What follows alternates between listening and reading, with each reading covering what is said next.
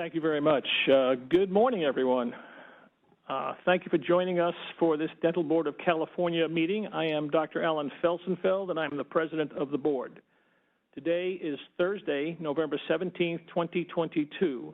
This board meeting is being held via teleconference with a disclosed in-person location available for board and public member participation.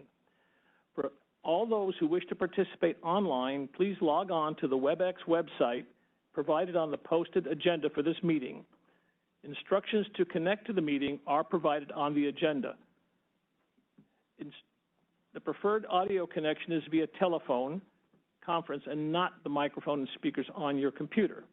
The phone number and access code will be provided as part of your connection to the meeting. During each call for comments from board members and speakers, we will ensure that all comments can be accommodated. They will be heard before proceeding with the agenda. This is an official business meeting of the Dental Board of California. The board welcomes comments from the public on any item on the agenda, and it is the board's intent to ask for public comments prior to the board taking any action on any agenda item. The DCA moderator will explain the process for providing public comments shortly. For individuals participating via WebEx, when called upon, the moderator will give the individual permission to unmute themselves, and they will have 2 minutes to make public comment. The moderator will audibly announce when 30 seconds remain, and after 30 seconds and the 2 minutes have elapsed, the individual will be placed back on mute. Only one public comment per agenda item is allowed per attendee. Depending on the number of people who would like to testify on a particular agenda item, a total time limit may be imposed. We ask all speakers to please stay on topic and not repeat testimony already provided. If you agree with the testimony already provided, please just state your name and that you are in support of any comments previously made. I would like to now ask the DCA moderator to please explain how public comments will be taken during this meeting. This is the moderator. When public comment is requested, I will turn on the question and answer feature to facilitate public comment. Comments should be limited to the topic addressed in that specific agenda item. We'll have instructions displayed on the screen each time, and members may click on the question mark icon, typically at the lower right-hand corner of their WebEx screen, and type the word comment into the text box, and then click send to be recognized. You may also choose to raise your hand by clicking the hand icon at the bottom row of your computer's WebEx screen, or if you're an audio-only participant, you can press *3 on your device to raise your hand. Each commenter will be invited to unmute themselves in turn, and they will be given 2 minutes to speak with a 30-second warning. At the end of that time, their microphone will be then muted, and we will move on to the next member of the public who has requested public comment.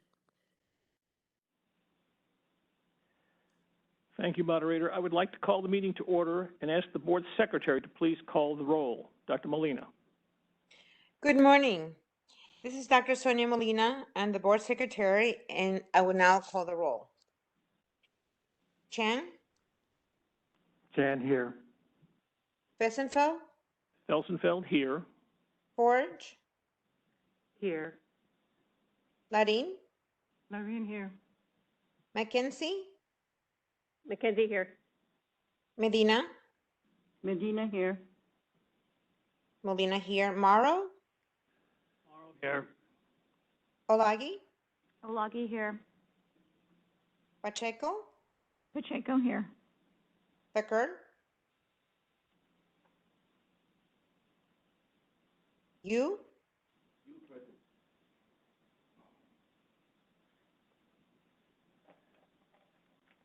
Okay, so I would like to take a moment of personal privilege to welcome the new board members, and we have a quorum. Thank you, Dr. Molina. Dr. Thacker, I believe, is online. Moderator, can you verify that she can hear us and or can speak to us? This is a moderator. Dr. Thacker, I'm going to send a request to unmute. If you can unmute your microphone and confirm that you are here.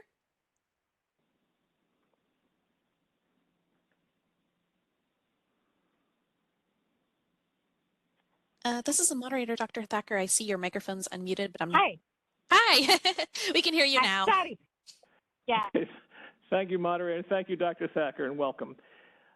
Item number 2 on the agenda is public comment on items not on the agenda. Before we open public comment to matters not on the agenda, I would like to remind individuals making comments to not discuss pending complaints, pending licensing applications, or pending disciplinary actions that may later become before the board and a decision has to be made. Such discussions are considered ex parte communications, as they could provide information to the board members that is outside of the record in violation of the Administrative Procedure Act. Such discussions could create a conflict and lead to a board decision being challenged in Superior Court. Accordingly, if an individual makes comments on a pending disciplinary action, the individual will be interrupted and muted, or asked to sit down if they're here. The board can, of course, receive comments regarding the board's processes in general, but it cannot receive comments on specific case circumstances where the decision is still pending. In addition, public comments should address the board as a whole and not individual members. Please be aware that public comment during this agenda item should provide information to board members, but it is not a discussion between board members and the public. The only action board members can take on an item like that is to listen to the comments and decide whether or not they want a future agenda item on the topic. Though this may seem at times like board members are not being responsive, following these guidelines is critical to assure that the rules of the Open Meeting Act are followed to avoid compromising the speaker's goals or the board's mission. In the interest of time, as we've done in the past, we would like to request that public comments not repeat statements made by a prior commenter. If you are in support of a statement made by a prior individual, all you have to do is state your name and association and report and support for the previous comment.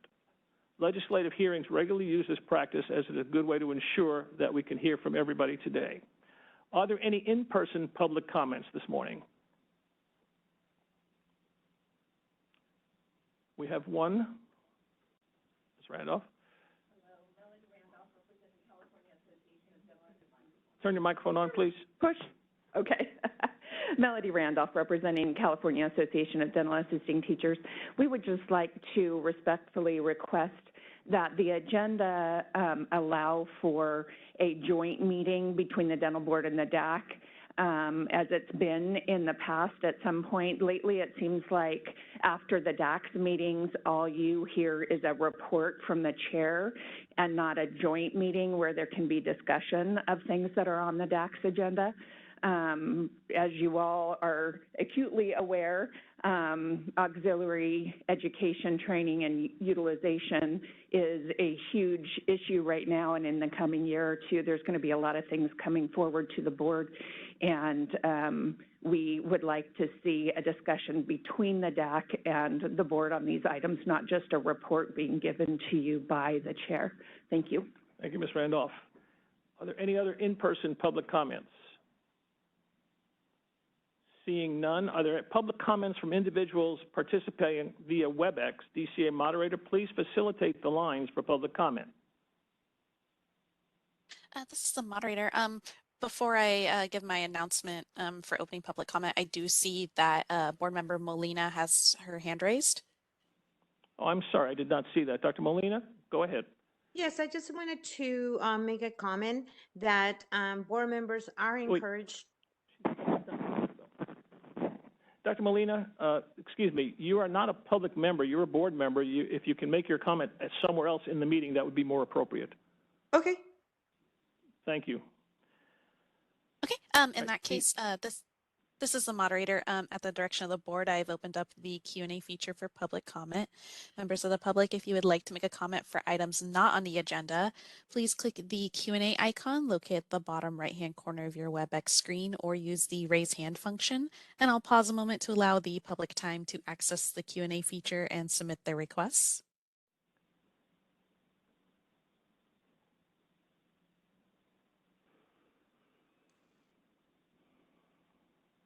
All right, and seeing none, would you like me to close that Q&A panel?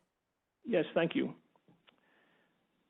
Before we begin the remainder of the agenda, I want to suggest to you that being board president has a certain amount of responsibilities. It takes a little bit of time. There are a number of meetings and phone calls and the like. Sometimes it's difficult. Other times it's not, and today I am very pleased to be able to introduce 3 people to the board, one of whom you already know, and to the public, and that's Dr. Tracy Montez. Tracy, as she wants to be called, was our interim executive officer, and as of November 1st of this month, she has been offered and is accepted and is now the permanent executive officer of the board based on the director approving that. So we want to congratulate Tracy on, A, what she has done in the 4 short months that she has been here. We'll learn about that later on in her report, and the enthusiasm that she brings to this board, and she's revitalized us a little bit. So Tracy, we are delighted that you are here. Thank you.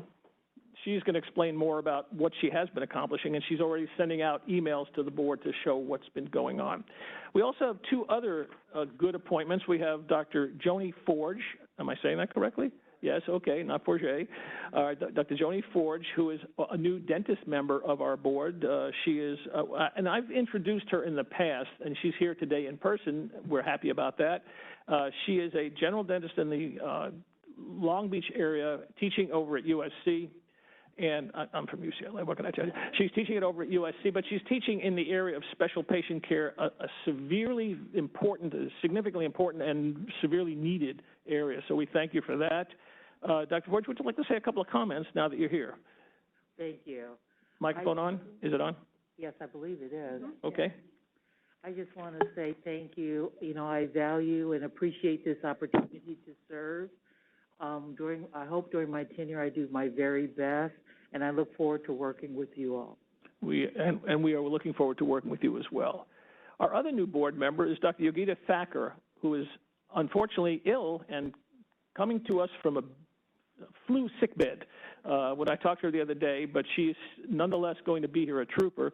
Dr. Thacker is a general dentist, and she's affiliated with the Ravenswood, where is that? My bad. She's affiliated with the Ravenswood Family Health Network, so she's our public health dentist. And she's also working out of Stanford Children's Hospital. Dr. Thacker, I did introduce you last time around, but we would wonder if you'd like to make a couple of comments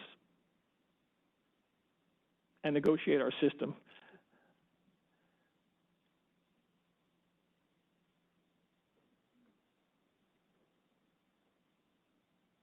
Dr. Thacker, can you push your unmute somewhere on your screen? We heard her a moment ago. Dr. Molina, are you still up there for a reason? I do, but I wanted to make a comment when it's appropriate. Well, it's not appropriate right here. We'll find a time. What's the comment about, Dr. Molina? Oh, it was back to the comment, the public comment about the interaction between the... Why don't we hold that till we can find a place in the board meeting for you to say what you need to. Exactly. Okay. All right.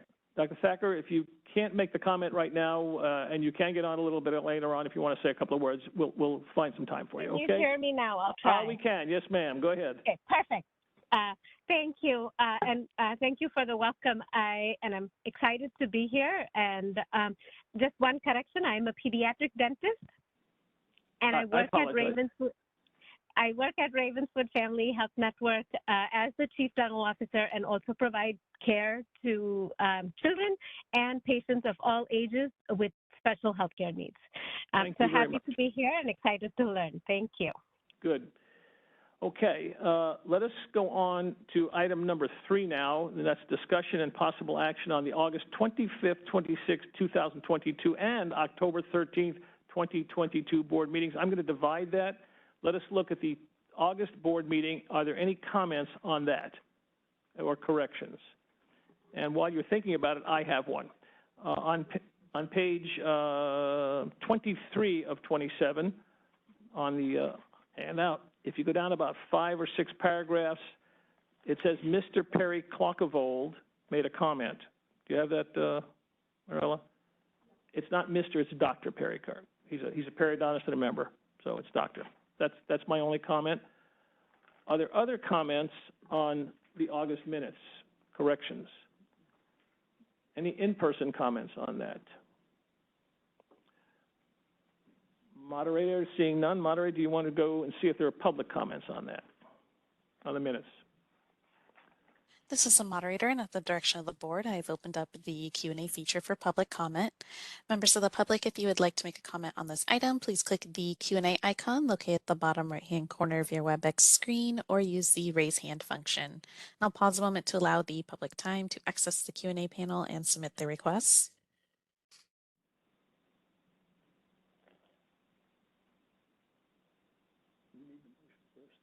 All right, and seeing none, would you like me to close that Q&A panel?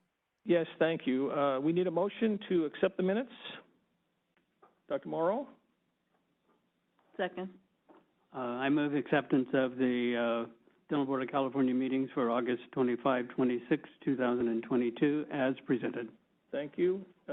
Ms. Medina? Second. Thank you. Any other comments on that? All right, let's do one more round of board of public comments here. I was a little premature the first time, so.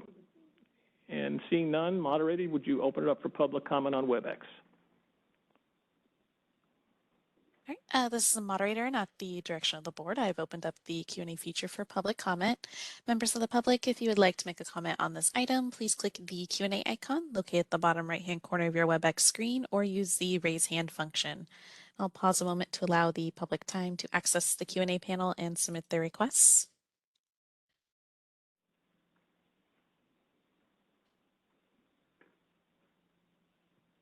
All right, and seeing none, would you like me to close the Q&A panel? I would, thank you. Dr. Molina, would you like to take the vote? Yes, please. So we're voting on to approve the minutes for the meeting in August 25th, 26th, 2022. Chan, Chan, yes. Fessenfeld, Felsenfeld, yes. Porge, Yes. Larin, Larin, yes. Mackenzie, Mackenzie, yes. Medina, Medina, yes. Molina, yes. Morrow, Morrow, yes. Olagi, Olagi, yes.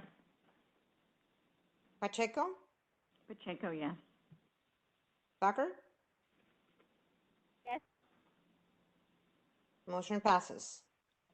Thank you. No one call me. We didn't call Dr. Yu, that's correct. You, yes. Dr. Molina, you do have him on the list. I have him on the list, but when I was doing the attendance, I didn't hear a present from him, so now I will check that he is present. He Thank is you. here and has been since the beginning of the meeting. Thank you. Perfect. Thank you. All right. We're now ready to take a motion to accept the minutes. Is that what we just did? Not to accept, a motion to approve the minutes of October 13th. No, we passed August. Now we're going to vote on October. That's what I just said. We're looking at October. Are there any corrections, comments from the board? Public in person, on site, any comments on the minutes? Moderator, see if the WebEx people would like to comment on the minutes. This is the moderator, and at the direction of the board, I've opened up the Q&A feature for public comment. Members of the public, if you would like to make a comment on this item, please click the Q&A icon located at the bottom right-hand corner of your WebEx screen or use the raise hand function. I'll pause a moment to allow the public time to access the Q&A panel and submit their requests.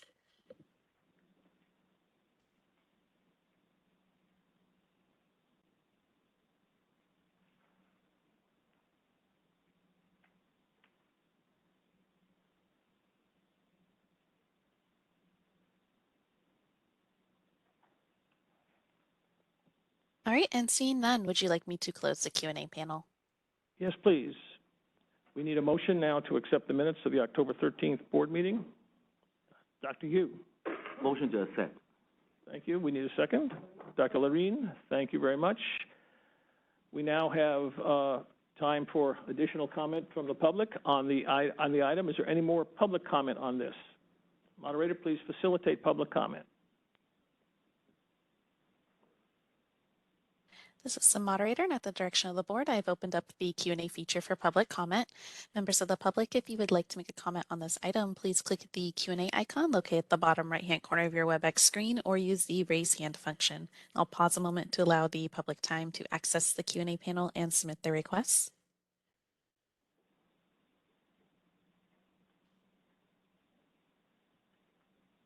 All right, and seeing none, would you like me to close that Q&A panel? Yes, please. We now need a vote on the acceptance of the minutes as we put them before you a moment ago. Dr. Molina, would you please call the roll? Chan, Chan, yes. Felsenfeld, Felsenfeld, yes. Forge, Forge, yes. Darin.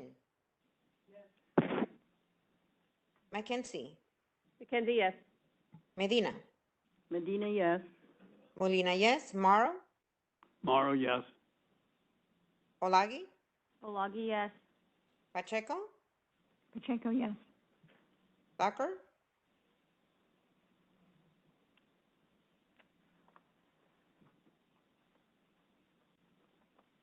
Thakur? Can you hear me? Yes. I can Can you hear hear now, me? yes. Okay, Yes, I can. yes. Okay, and you? Yes. You, yes. Okay, motion passes. Thank you, Dr. Molina. We're going to now move on to item number 4, the board president report. This will be short because there's not been a lot that I have done as board president. Dr. Yu and I did attend the quarterly DCA update, which we do every quarter, and hear what's going on at that level. The other thing is I spent a fair amount of time working through the negotiations, the facilitation of the hiring of Dr. Montez to be our officer, our executive officer, and that's taken a while, and I am delighted that it's over. So again, congratulations to Dr. Montez. And now we will call on Dr. Montez to give the executive officer report. Any public comment on my report? That's a good thing. I do want to do that, don't I? Okay, is there any on-site public comment about my report? Board member comment first? None. On-site? None. Moderator, see if there's any public comment about my report, please. This is the moderator, and at the direction of the board, I've opened up the Q&A feature for public comment. Members of the public, if you would like to make a comment on this item, please click the Q&A icon located at the bottom right-hand corner of your WebEx screen or use the raise hand function. I'll pause a moment to allow the public time to access the Q&A panel and submit their requests.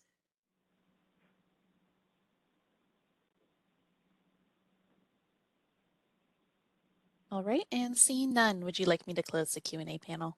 Yes, please. We will now move on to Dr. Montez's report. Good morning. My report's going to be a little longer because I get the pleasure of introducing some of our new staff. So I have been with the board for almost 4 months as acting EO, acting assistant EO, interim EO, and now finally the executive officer. So I'm thrilled. That's been one of the biggest challenges is keeping the signature block correct. So very happy with the staff.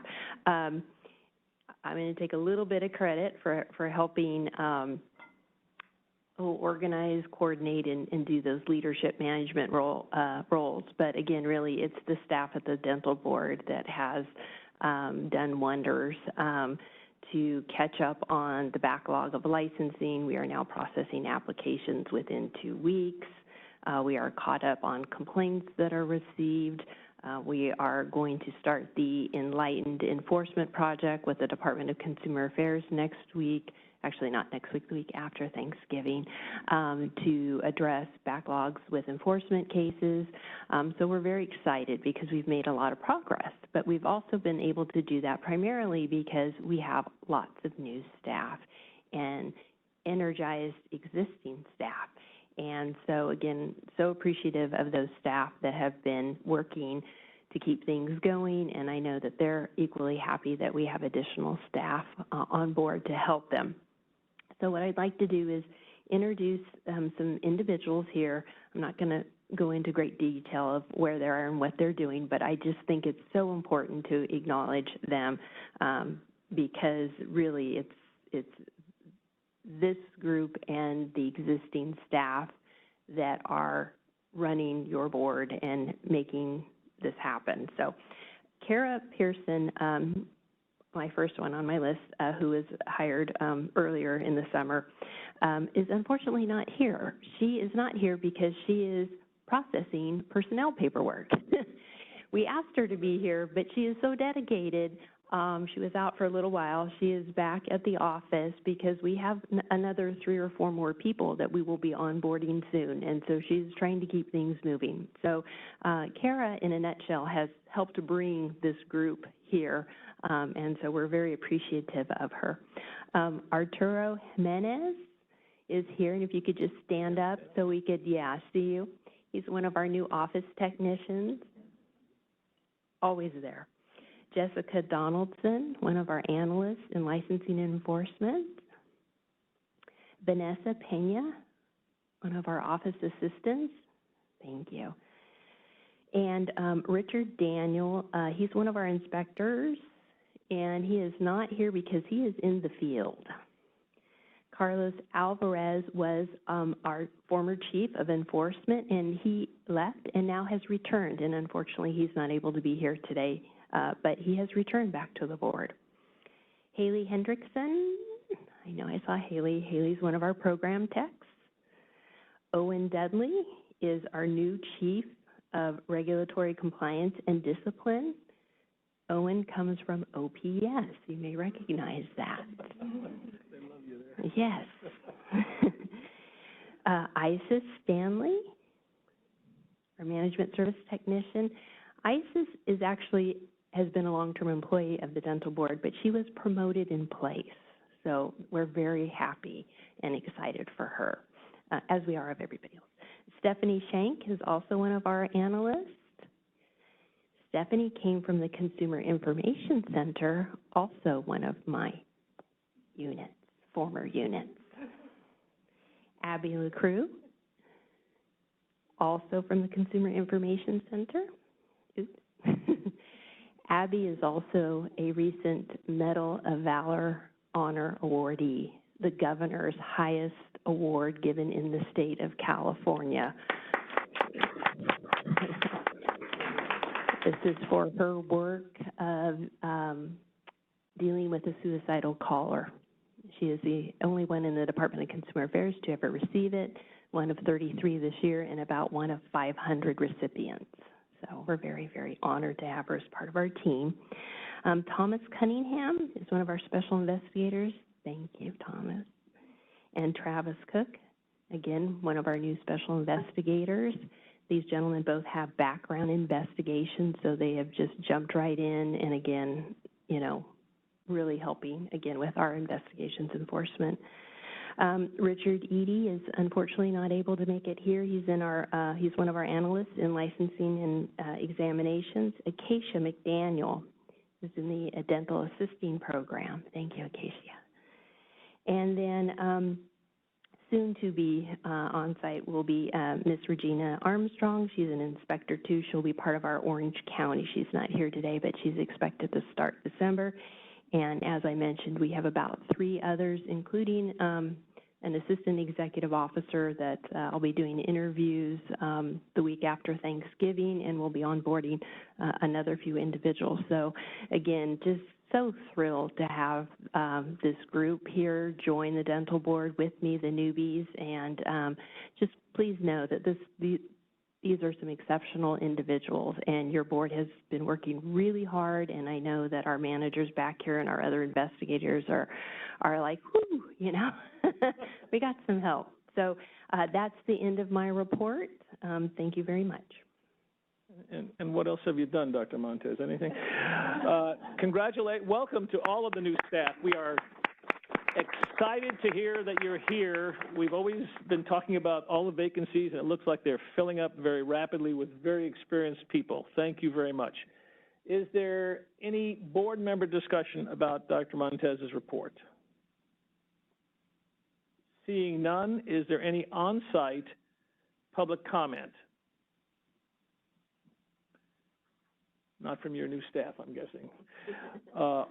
Moderator, would you please facilitate comments via the WebEx for those people who would like to make a public comment about this report? This is the moderator, and at the direction of the board, I've opened up the Q&A feature for public comment. Members of the public, if you would like to make a comment on this item, please click the Q&A icon located at the bottom right-hand corner of your WebEx screen or use the raise hand function. I'll go ahead and pause a moment to allow the public time to access the Q&A panel and submit their requests.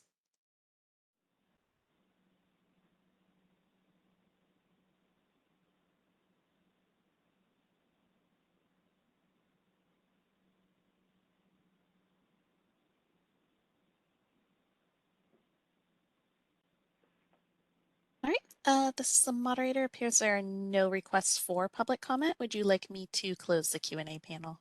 Yes, please do that. We're now going to move on to agenda item number 6, a report from the Department of Consumer Affairs activities, which may include updates on the department's administrative services, human resources, enforcement information, technology, communications and outreach, as well as legislative, regulatory, and policy matters. I'm going to ask Melissa Geer, the Deputy Director of DCA Board and Bureau Relations, to provide this report.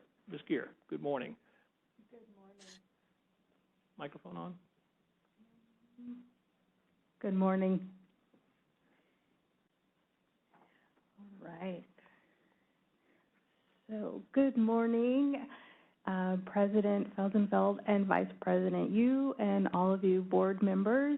I am Melissa Geer, and I am the new Deputy Director for Board and Bureau Relations.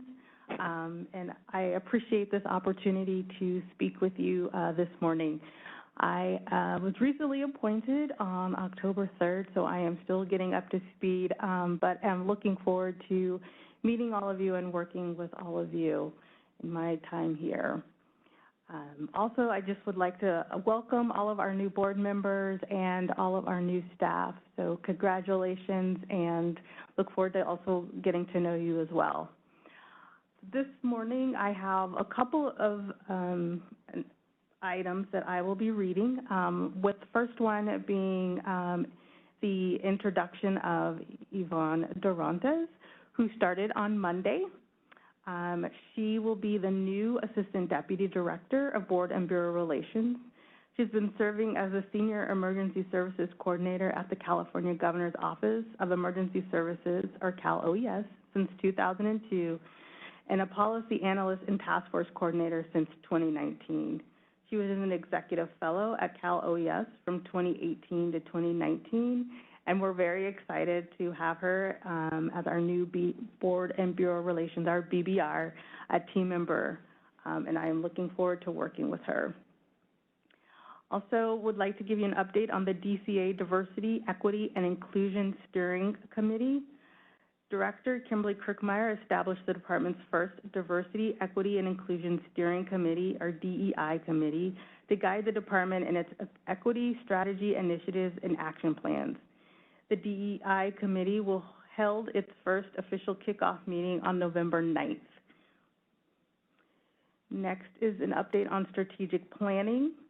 In accordance with Governor Gavin Newsom's executive order, strategic plans in effect July 2023 and beyond must be developed or updated to more effectively advance equity and drive outcomes that increase opportunities for all. In response, DCA is revising its strategic planning processes to incorporate more inclusive public engagement, data analysis, and embedding diversity, equity, and inclusion into the strategic planning process. Over the coming months, the DEI committee will inform the strategic planning processes. By March 2023, DCA will begin implementing the revised processes and working with the boards in updating existing strategic plans or developing new strategic plans.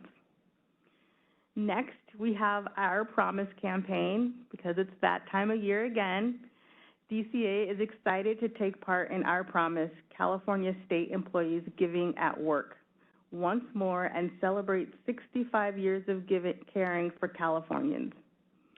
This year's Our Promise Vice Chair is Lourdes Castro Ramirez, Secretary of the Business, Consumer Services, and Housing Agency. And our DCA Our Promise co-chairs are Chief Deputy Director Christine Lawley and me. Deputy Director of Board and Bureau Relations. The campaign began on October 1st and will end on December 31st. The campaign allows Californians to donate to a nonprofit or nonprofits of their choice. With your assistance, DCA hopes to continue a tradition of generosity and caring for our communities through this year's campaign. Please assist us in spreading the word and encouraging all members and staff to make a one-time donation or donate online through Cal Employee Connect. California can be cared for as little as $5 per month. Next, we have an update on in-person meeting guidelines and COVID-19 safety measures.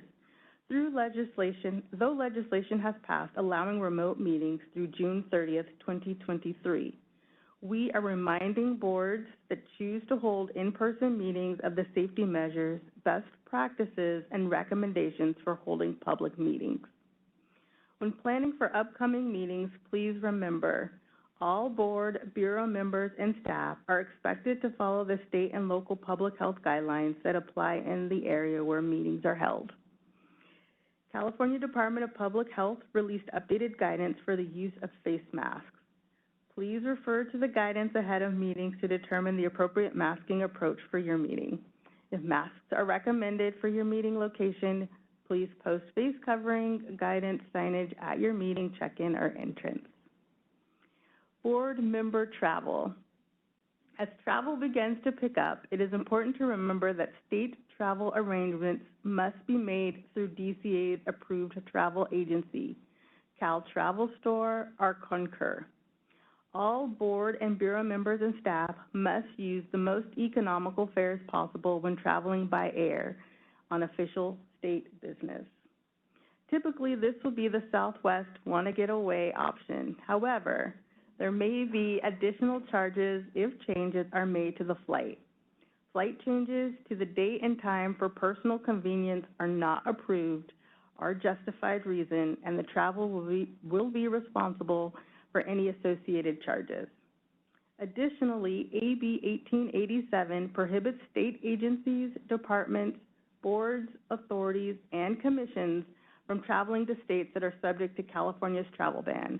There are now 23 prohibited states.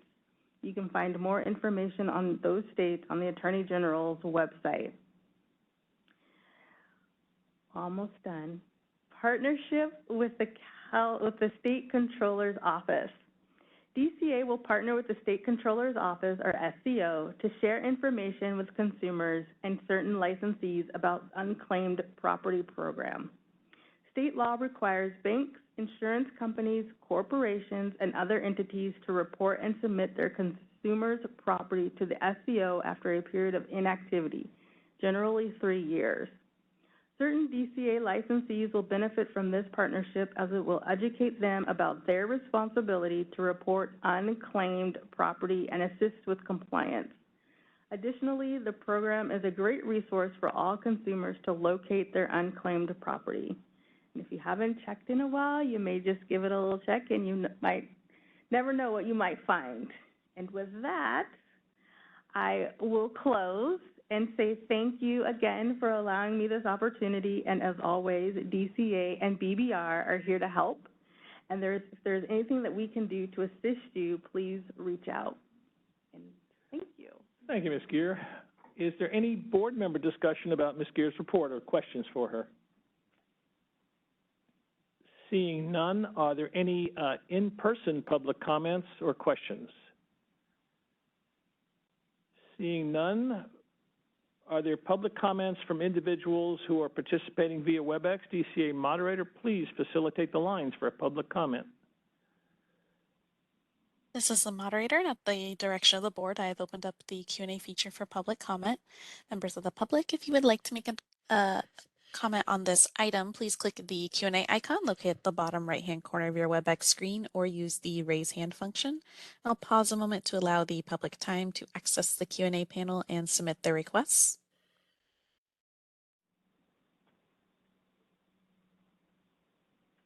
All right, and seeing none, would you like me to close that Q&A panel? Yes, please do that. Ms. Geer, thank you so much for your time and your report.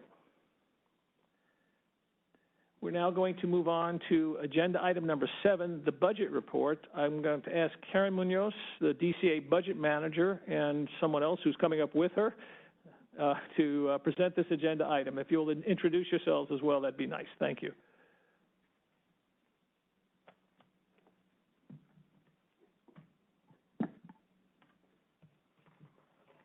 Hi, good morning, or good afternoon. Just hit 12 o'clock. Almost. Yeah, my name's Karen Munoz. I am the budget manager, DCA budget. Is it? Can you hear me? It is. Can you? Oh, it moves. I just presented HQ and it didn't move at HQ1. I'm the budget manager, and I'm going to be assisting my budget analyst. My budget analyst, Jennifer Tompkins, is here to present to you guys, and then we'll both be here to answer any questions that you might have. All right, good afternoon. My name is Jennifer Tompkins, and I am a budget analyst with the DCA Budget Office. I want to thank the board and the executive staff for allowing me a few minutes to present the board's expenditure projections and fund condition statement, as well as answer any questions you may have. Please refer to pages 41 and 42 of your board packet, as these are the documents that I will be discussing today. These documents provide a lot of information on the board's budget and the projected fund balance into the future. I would like to highlight some of the information and provide a little more clarity on them. This summer, the enacted budget was released after being passed by the legislature and signed by the governor. This provided base budget numbers for the board's current year, 2022 to 2023, and budget year, 2023 to 24. I'm going to go over the board's expenditure projections first, which can be found on page 42 in the meeting materials. And for some clarity, when reviewing the expenditure report, the top half of the document is the board's personal service expenses, followed by the board's operating expenses. The green column is prior year 2021 to 22 actuals, and the blue column is the board's current 2022 to 23 budget and year-to-date expenditures, and the orange column is the board's projections to year-end. As we focus on the bottom of the document, you will see that the board has an appropriation of approximately $19.4 million and projecting to spend approximately $17.3 million, with an estimated reversion of $2.1 million or 11.04%. Expenditure projections may change throughout the fiscal year based on unanticipated board needs. The Budget Office will continue to monitor these expenditures and report back to the board with monthly expenditure projections as future fiscal months close. The next document I will be going over is the board's fund condition statement on page 41. As a reminder, we read this document from top to bottom and then left to right. I will go a little further in detail on this document for clarity. The left column is the board's prior year, 2021 to 22 actuals, and it shows the board began 21-22 with an adjusted beginning balance of $12.7 million, collected close to $18.5 million in revenue, and expended approximately $15.5 million in direct expenditures, plus an additional $1.5 million in direct draws from the fund to support statewide expenses such as supplemental pension payments and statewide pro rata, for a total expense of just under $17 million. The board ended 2021 to 22 with just over $13.5 million in reserve balance, or about 8.6 months in reserve. Months in reserve is the amount of time the board can continue normal operations without any incoming revenues. The $13.5 million reserve then moves to the top of the next column of the fund condition and becomes the beginning balance for the current year, 2022 to 23. For current year and based on the latest fiscal month 2 data, the board projects an estimate of $18.5 million in revenue. This number is estimated to remain stable over the next few fiscal years. The fund condition statement also reflects the dental assisting transfer of approximately $2.9 million. This transfer occurred on September 16th, 2022. The board's current year expenditures as of fiscal month 2 are projected to be approximately $17.3 million, with an additional direct fund costs of approximately $1.7 million, for a total projected expenditure of $18.9 million. The board's fund remains stable at this time, projecting a healthy 5.7 months in reserve by the end of 2025 to 26. The budget office is currently working on current year and budget year incremental adjustments and will update these projections as we get closer to the release of the governor's budget, which is in January 2023. The budget office will continue to monitor the board's revenue and expenditures and report back to the board with monthly expenditure projections as we begin closing fiscal months in the current fiscal year. And a few things to note on the board's fund condition. The fund condition is a snapshot in time and only a reflection of the data used in this creation. One of the main factors driving expenditure increases in future years is a result of personal service adjustments. These include general salary increases as well as employee compensation and retirement rate adjustments. The budget office includes an ongoing 3% increase to expenditures on the fund condition statement to account for these ongoing incremental adjustments. The fund condition does not include increased enforcement expenditures, which could create additional costs, pressure to the board's fund in out years. The budget office will continue to work with the board on any future resource needs, and the months in reserve will always go down in out years as we project revenues to remain constant and expenditures to increase by the 3% mentioned previously. And lastly, we would like to note to the board that any future legislation or unanticipated events could result in the board's need for additional resources, which would increase pressure on the fund. The budget office will continue to monitor the board's fund condition statement and keep the line of communication with the board's executive staff open for any future needs or expectations. And again, I would like to thank the board members and executive staff for inviting me to today's meeting, and I'll be happy to answer any questions. Thank you. Are there any, I see Dr. Molina's hand is up, and are there other board members who would like to have any discussions or questions? Dr. Molina, why don't you go first? Thank you. Yes, I just have a comment. We've had quite a few vacancies that are now filled.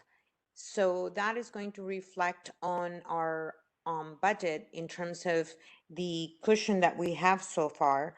And as you are projecting that it is going to be decreasing over time.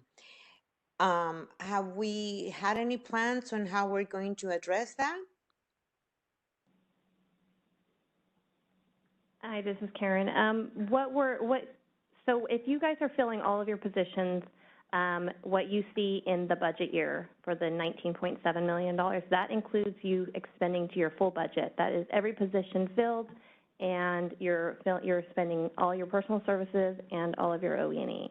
So we are projecting that and no savings in your appropriation. And normally, if you guys become danger of exceeding your appropriations, we'll have a conversation with the board. But historically, there has been some reversion in your appropriation annually, understanding that you guys are filling your positions more aggressively this year. That's to take a note, and we will adjust your current year projections, but your budget year and ongoing is expected to be filled or to be expended to full. Thank you. Is there any other board member discussion? Ms. Medina? Yes, I have a question regarding months in reserve. So in 21-22, we had 8.6 months in reserve, and then the projection for 25-26 is 5.7. So I expect that there's a reason that, an explanation for that. But I'm also curious, besides the explanation, is there a norm? Is there an average or an expectation or a standard? So For months in reserve, the normal answer that we would give is a 3 to 6 months is a healthy reserve balance. Most boards and bureaus have a 24 months that they can't exceed. There are some that have 2 to 4 months, but the healthy reserve balance is around 3 months. I like to look at 3 months, but 3 to 6 is pretty good. To answer your question regarding how it was 8.6 in 5 years, it's 5.7. I would always use looking at your checking account and your savings account. So this fund condition is similar to that. So what you have in money bringing in, if you have this much money and you're spending more than what you're bringing in, so your revenue is spending more, then your months in reserves will decline. Because we identify on a fund condition statement that your revenues are going to remain static, or it's going to be the same amount for the next 3 years on the fund condition, but your expenditures are going to increase on that 3%, that is why you're going to see that natural decline in your fund condition. However, if when we do our actuals or we start projecting for the current year, that's going to decrease your actual appropriation amount to what we are going to see you spend to the current year. And so when we have actuals, that will include any additional reimbursements you bring in, any savings or reversions that the board found in that year. And so that is why the months in reserves may go up or change in out years. Thank you. Thank you. Any additional board discussion points? Seeing none, are there any in-person public comments or questions? Again, seeing none. Are there public comments from the participants via WebEx? DCA moderator, please facilitate the lines for public comment. This is the moderator, and at the direction of the board, I have opened up the Q&A feature for public comment. Members of the public, if you would like to make a comment on this item, please click the Q&A icon located at the bottom right-hand corner of your WebEx screen or use the raise hand function. I'll pause a moment to allow the public time to access the Q&A feature and submit their requests.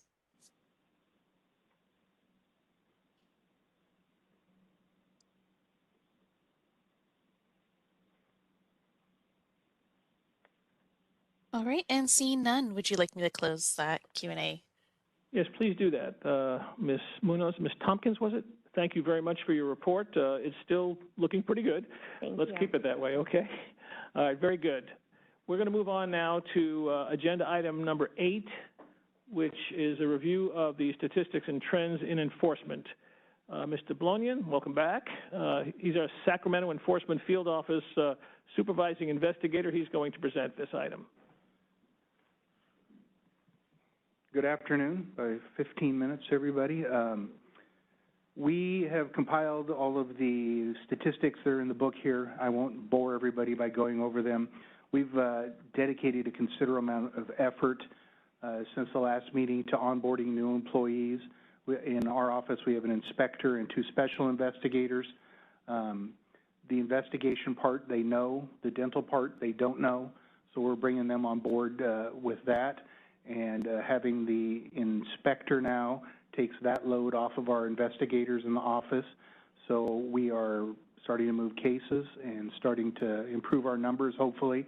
And we have a couple more people to onboard agency-wide, which will hopefully get us up and running and at full strength. So that's been exciting and very welcome for us in the office. Thank you, very encouraging. Are there any board member comments or discussions or questions for Mr. Blonian? Seeing none, are there any in-person public comments or questions?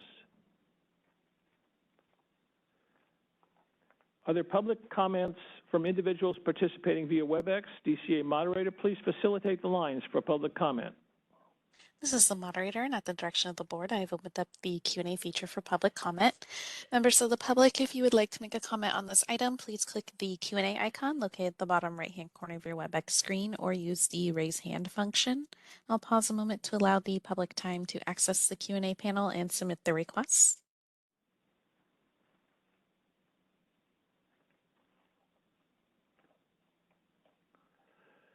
All right, and seeing none, would you like me to close that Q&A panel?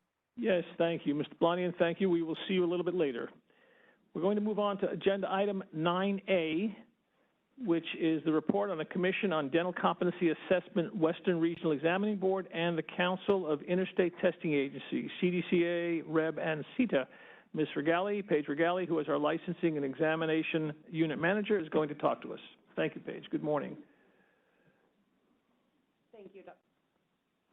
Thank you, Dr. Felsenfeld, and good afternoon, board members.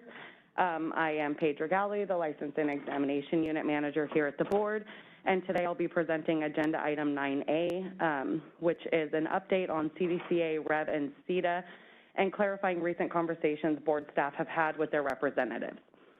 On October 13th of 2022, board staff met with Shana Overfelt, the Director of School Programs, to clarify the upcoming changes and ensure board staff were aware of the impacts on our current processes.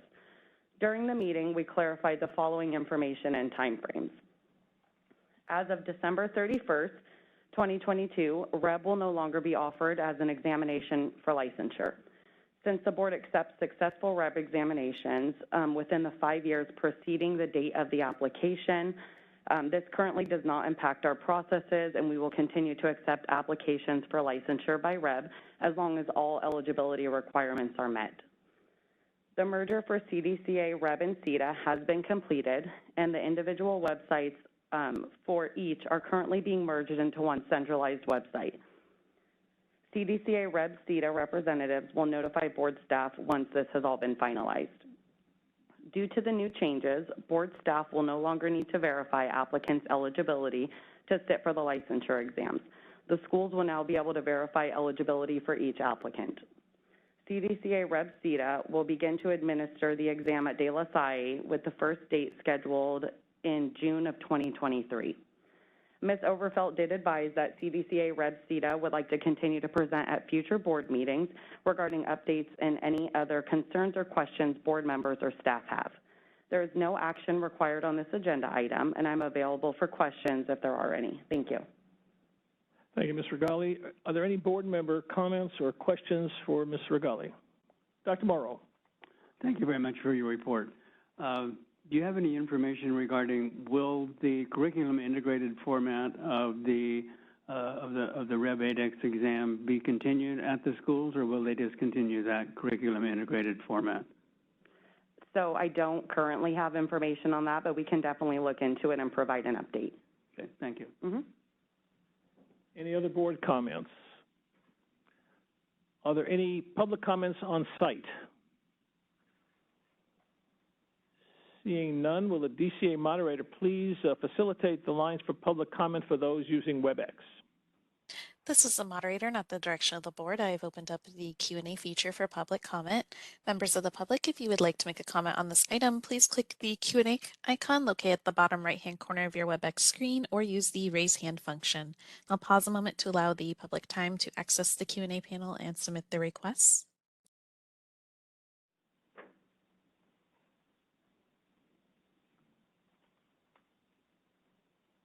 All right, and seeing none, would you like me to close the Q&A panel? Yes, please. We now move on, Ms. Regali, once again. Item 10A, we're going to do a review of the dental licensure and permit statistics. Thank you, Dr. Felsenfeld. Now I will be presenting agenda item 10A, which begins on page 56 of your meeting materials. This memo is an overview of the dental license application statistics, the dental law and ethics written examination statistics, and the dental license and permit statistics. It also provides an overview of the current and active, current and inactive, delinquent, and canceled licenses. Page 64 of your meeting materials indicates the last occupational analysis done by the Office of Professional Examination Services was in 2018, with the target date for the next occupational analysis being in 2025. Moving on to page 65 of your meeting materials, the tables provide statistics on dental license and permit statuses by fiscal year and continues to show current and active dental licenses by county and the population per dental license from fiscal year 2020-2021 through September 30th of 2022. Yuba County has the highest population per dentist, and Sierra County has the lowest population per dentist. Again, there is no action requested on this agenda item, and I'm here for any questions. Thank you again, Ms. Rigali. Is there any board member discussion or questions on this item? Seeing none, are there any in-person public comments? Seeing none again, are there public comments from individuals who are participating via WebEx? DCA moderator, please facilitate the lines for public comment.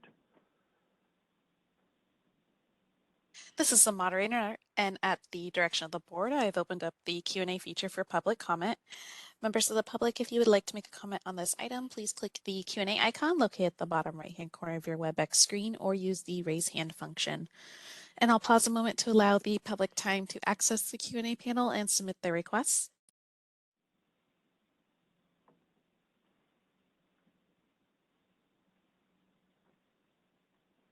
Are you waiting for me? All right, and seeing none, would you like me to close that Q&A panel? Yes, thank you very much, Ms. Rigali. I think you're done for a little bit. Item 11A, if I'm not mistaken, Mr. Baba is going to come up and discuss the diversion program report and statistics. Good morning, sir. Good afternoon, sir.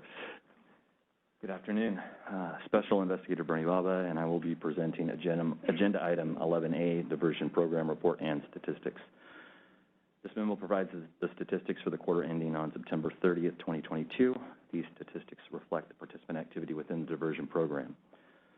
There were 9 participants in the program. Of the 9 participants, 3 were self-referrals, 5 probation referrals, 1 enforcement referral.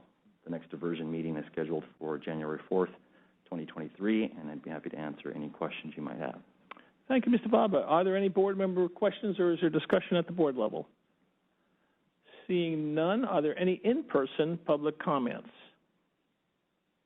Again, seeing none, are there public comments from the individuals who are participating via WebEx? DCA moderator, please facilitate the lines for public comment. This is the moderator, and at the direction of the board, I have opened up the Q&A feature for public comment.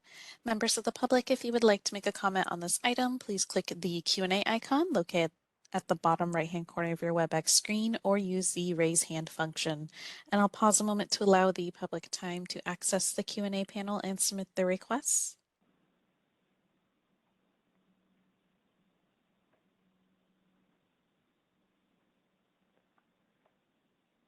All right, and seeing none, would you like me to close that Q&A panel? Please do. Mr. Baba, thank you very much.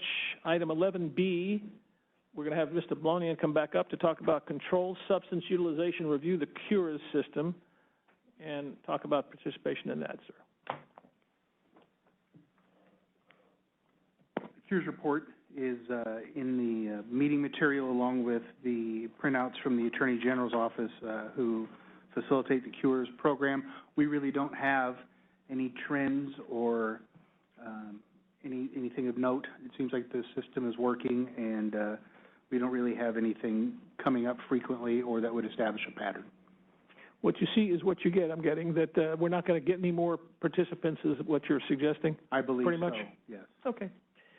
We have no idea how to correlate that with the number of DEA permits and who's actually writing the drugs, so that's very difficult, isn't it? It's very difficult, and we're seeing a number of providers who are getting out of prescribing controlled substances altogether.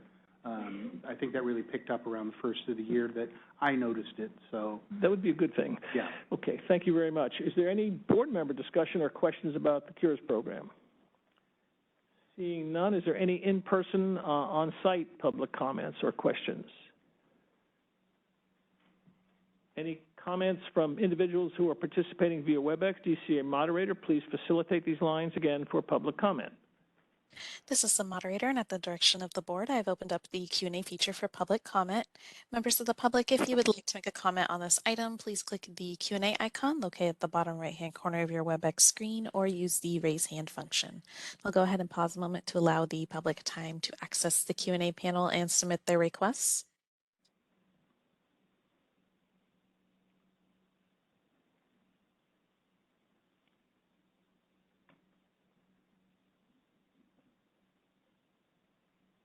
All right, and seeing none, would you like me to close that Q&A panel? Yes, please do. Mr. Blonian, thank you so much. We appreciate your comments. All right, item 12 is a report on the October 26, 2022 meeting of the Elective Facial Cosmetic Surgery Permit Credentialing Committee. Ms. Regali, would you please present this report?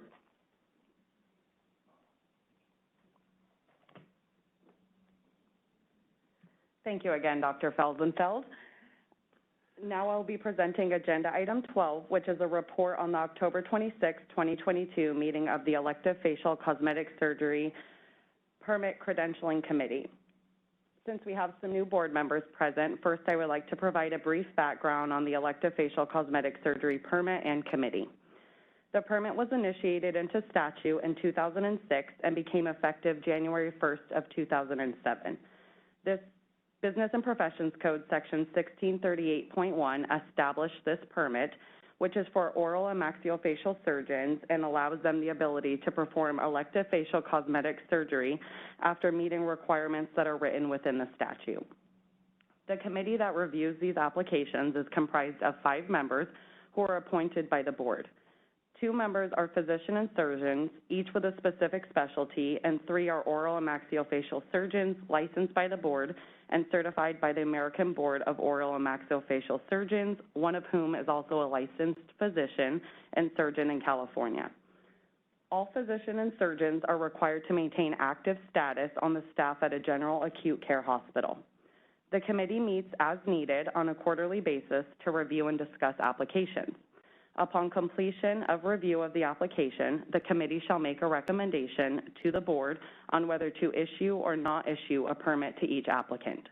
The permit may be unlimited, entitling the permit holder to perform any cosmetic procedures in Category 1 and/or Category 2. Or it may be restricted and limit the procedures which the applicant is able to perform if the committee is not satisfied that the applicant has the training or competence to perform certain procedures, or if the applicant has not requested to be permitted to perform all procedures within each section. Category 1 procedures consist of cosmetic contouring of the osteocartilaginous facial structure, and Category 2 procedures consist of cosmetic soft tissue contouring or rejuvenation. The committee met on October 26th of 2022 to review and discuss 1 application. 4 committee members were present. Dr. Sun submitted an application requesting unlimited privileges for Category 1 and Category 2, and the committee has tabled the application pending additional information. There is no action requested at this time, and that concludes my reports. I'm available for questions. Thank you. Is there any board member discussion or questions? Seeing none, is there any in-person on-site comments or questions? Seeing none, any public comments from those who are participating via WebEx? DCA moderator, please facilitate the lines for public comment. This is the moderator, and at the direction of the board, I have opened up the Q&A feature for public comment. Members of the public, if you would like to make a comment on this item, please click the Q&A icon located at the bottom right-hand corner of your WebEx screen, or use the raise hand function. I'll go ahead and pause a moment to allow the public time to access the Q&A feature and submit their requests.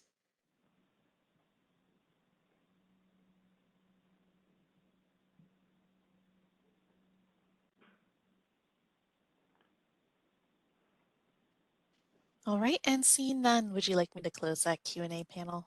Yes, I would. Thank you. Mr. Gali, thank you very much. One of the advantages of being the president and running this meeting is I can tell you when you're going to eat, it's now. All right, 12:30, we're going to leave. 1:30, we're coming back. We're recessing. See you then.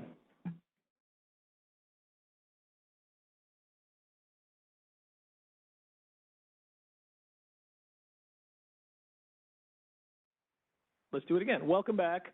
And we're going to move on to the next item of business, which is Agenda Item 13C, which is a discussion and possible action to consider changes to a previously proposed text and reauthorization of a regular rulemaking to adopt text as CCR Title 16, Section 1006, to implement AB 107, temporary licensure for military spouses. Pardon me. Am I in the wrong place?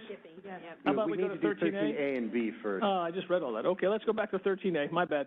Thank you. Sorry about that. I was almost there because I got most of that. All right, 13A, my apologies.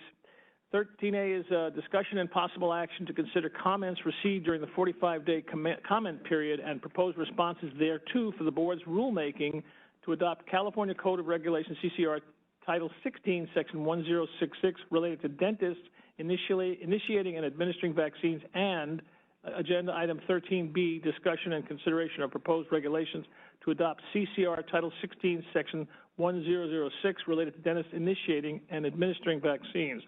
Mr. Brueggemann and Christy Shields is here, one of our attorneys. Do you want to consider these together? Would that be easier for you, or separate? Whatever you guys want to do, because this is your...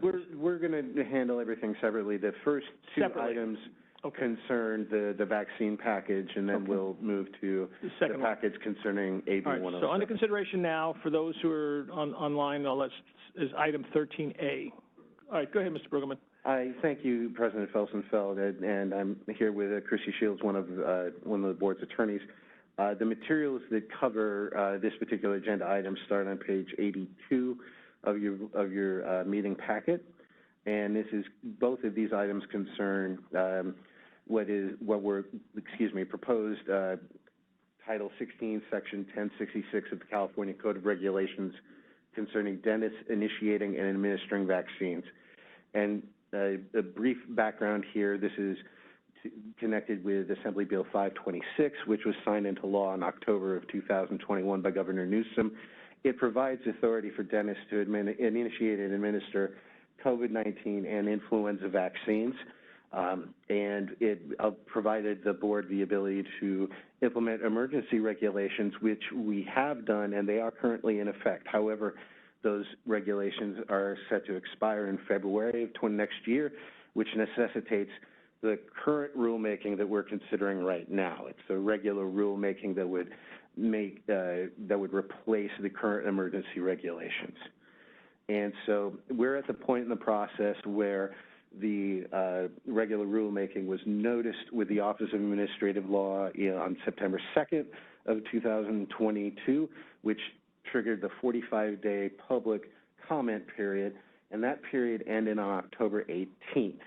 We received 3 adverse comments, and we're going to review those comments and provide board recommendations to the board on how we feel they should respond to those comments.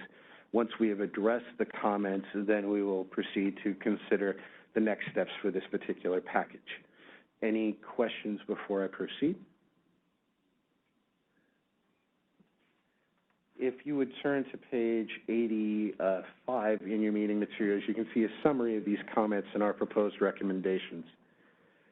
The first comment is essentially urging the board not to adopt the regulations. They consider that the benefits of allowing dentists to administer vaccines does not outweigh the risks, and that there are, quote, alternatives that are more effective, unquote. Staff is recommending that the board reject this comment because the regulations do nothing to change the authority of dentists to administer these vaccines, and so we don't consider the comment to be something actionable in the context of what the board is able to do. The next comment is positive in terms of the package in general, but raises a concern about dentists who are volunteering their services in the Medical Reserve Corps, retired dentists and other individuals, and is urging that the board consider exempting them from the reporting and record-keeping requirements that are part of the regulations. The board is also recommending, the staff is recommending to the board that we reject this comment. Board does not have jurisdiction over the organizations concerned in this comment to report on or to maintain vaccination records or to make the recommended exemptions. The dentists are required under Business and Professions Code Section 1625.6B to comply with all state and federal record-keeping and reporting requirements, and there are no exemptions within that aspect of the law. The current regulatory proposal is consistent with the law and the related mandate. The dentist, however, is not prevented from making whatever arrangements they deem necessary with an organization to assist them with meeting these requirements. But again, we don't feel that, we feel that rejecting this comment will be the appropriate action there. The third comment is urging the board, once again, to hold off on issuing the regulations pending the outcome of lawsuits considering the liability of vaccine administration. Staff is recommending that the board reject this comment as well. As we noted when talking about the first comment, holding off on this regulatory process is going to do nothing concerning the authority of dentists to administer these vaccines and would not effectively address any liability concerns presented by the commenter. And so that's our summary of the 3 comments received during the comment period, as well as the staff recommendations there. So we've got language in our memo, and that's going to be on page 83 in terms of how we recommend that the board proceeds with respect to these comments. If the board does not make any changes in these proposed responses, there's the motion A language to move to direct staff to proceed as recommended to reject the comments as specified and provide the responses to the comments as indicated in the staff recommended responses. If, however, the board wishes to make changes to the staff recommended proposed responses, the motion would then read something to the effect of to direct staff to accept the following comments and make the following edits to the text, identifying what those changes would be. And at this point, that's the specifics in terms of our recommendations to the board regarding the comments as submitted. And we're open to any questions or discussions from the board at this time. Okay, we have a number of things we have to kind of wrestle with a little bit. My first question, if I don't mind leading off, and I can, is that even with the comments are worried about certain things, but you're not mandated to do vaccines. It's a question of can we do it if we wish. So if you're worried about record keeping or you're worried about liability, you don't have to do that as a dentist. So, absolutely true. So there's maybe a little confusion about that. So if I elect to do them, I have to keep records. If I don't elect to do them, it doesn't matter to me. Is that my understanding? Is that correct, right? Okay, good. Yes. All right, are there any other board? Dr. Loreen? Yes, I have a question. If a dentist wants to volunteer for vaccinations, for example, comment number 2, I'm also registered with the Medical Reserve Corp, and I was sent out to do many vaccinations. Does that mean that if I want to do that again, if I don't want to do it in my office, but I do want to do that outside and as a volunteer, I have to maintain records? Is that what you're saying? If you don't make arrangements with the council in order, and I would assume that organization would be handling those particular obligations in terms of record keeping. I can't speak to that with authority, but if for instance, if I'm going to a vaccine clinic hosted by an outside organization, and that organization is handling those record-keeping requirements, as long as those requirements are being maintained, then everybody is in compliance with the regulations. I agree with that, but I don't believe that's noted in this paperwork. But we should clarify that, I think. That's what the commenter number 2. I think what we said was that if they can make arrangements, they're free to make arrangements with those organizations to assist them in meeting the requirements, but the responsibility always resides with the dentist. The dentist ultimately is responsible for maintaining records of patients that they help. So it's ultimately the dentist's responsibility, but they're free to make those arrangements with whether healthcare facility or other organizations they work with. You just need to let those organizations know that they have these requirements and check with them before they work with them, because if they're going to administer vaccines, at the end of the day, the board will check to see if you've met those requirements, because the responsibility is upon the dentist who's administering the vaccine. Yes, these organizations are fulfilling these requirements. They're doing that. We know they're doing that. But on the information that we're going to provide to the public or to the dentists that want to volunteer, it doesn't seem like it's noted in here that if you're a volunteer. It's in the response. You could show me where. It's in the response we provided. It was rejected, I believe. It's in a staff response. I don't know what, in the meeting materials would be page 86. Yeah. The board notes, however, that this proposal does not prohibit a dentist from making whatever arrangements they deem necessary with any organization to assist them with meeting the proposed regulations in section 1066 DE and F, which deals with the training and maintenance of records requirements in the regulation. The reg does not prohibit it. So our response was, you're free to make whatever arrangements you like. I'm sorry, can I hear you? I'm so sorry. I'm sorry, I have to wear a mask. So the requirements in the regulations. If you look at this response on page 86, it does say that the dentist is free to make whatever arrangements they like with other organizations, but at the end of the day, it is the dentist's responsibility to ensure that that happens. Oh, to make sure it happens. Right. You don't personally have to do it as a dentist, as a volunteer. Just make sure. You're responsible for, yes, you're responsible for making sure that those records are maintained. Much in the same way that Maintained in your office, are you saying? Or maintained? So this we would can include- go, so if you want to look at the requirements for record keeping in the regulation, we can get to that on the specific page language starts on documentation, 93. page 93, subdivision F, where it says, for each vaccine administered by a dentist, a patient vaccine administration record shall be maintained for at least 3 years from the date of administration to the patient in an automated data processing or manual record mode, whichever one you choose, that's retrievable and that the board can examine essentially. A dentist shall provide each patient with a patient vaccine administration record or card at the time of vaccination, which fully documents the vaccines administered by the dentist, including the names of the vaccines administered and the dates of administration. We also provide in the regulation the documentation that would meet those requirements. As an example, that would include the COVID-19 vaccination record card is a document probably many people are familiar with, the CDC produces. And then there's a California Department of Public Health immunization record and history form, which the California Department of Public Health produces for the influenza and other types of vaccines. So that is what the record requirement says.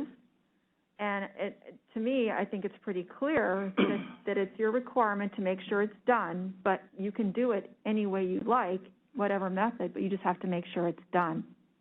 Does that make sense to everybody? I understand, but to me, it's not that clear. For example, here's that the dentist has to give him the card. We don't give him the card when we're doing the vaccinations by volunteer.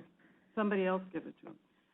So, and the commentator number 2 also didn't, after reading this, did not understand fully well that he could continue being a volunteer and not having to maintain the records.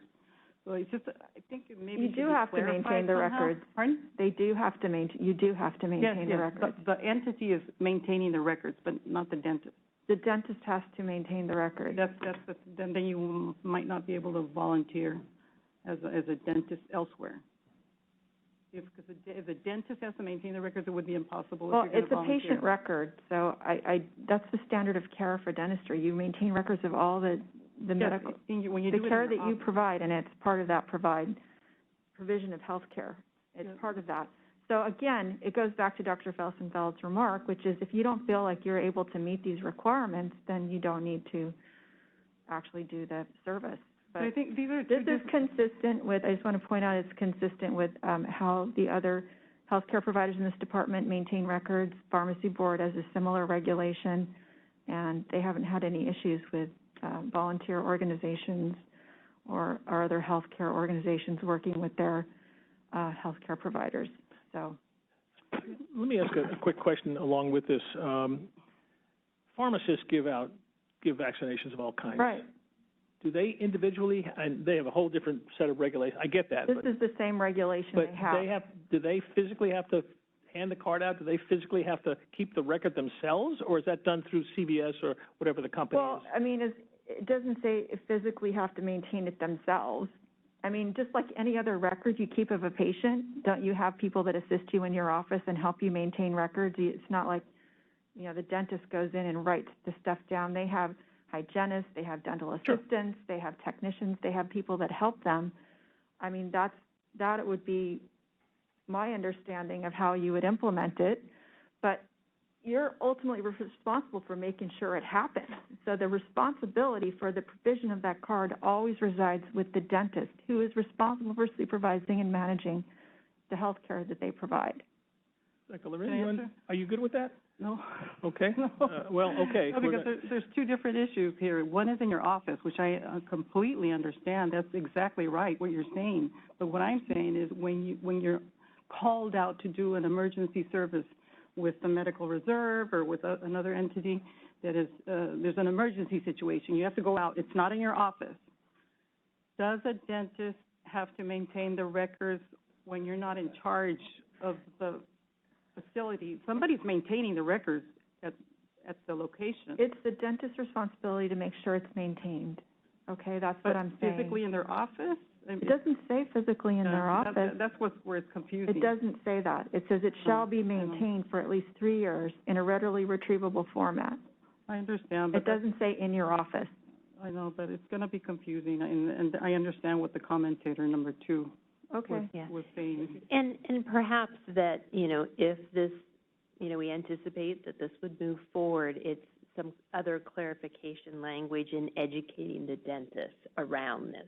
So it's not, so they understand more about the records and how this would be implemented. Right, it's just like any other record that would be maintained in a dentist in any other setting that they work in. Right. So we just need to do some public education, perhaps, that would clarify it, and how the dentist who volunteers could potentially interact with these organizations to ensure that the records are being maintained, and if the dentist needs to ensure that and have access. So it may be, again, messaging of how this is implemented could potentially address Dr. Lorenz's concerns. Yes, it would, but I'd just like to see it clear here, because if something happens, potentially you could be, professional misconduct or whatever can even get.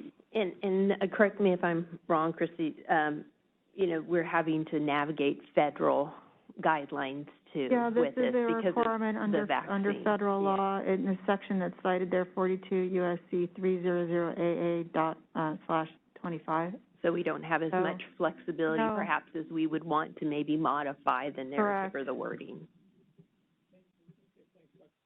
Thank you, Dr. Lieberman. Any other board comment on this issue?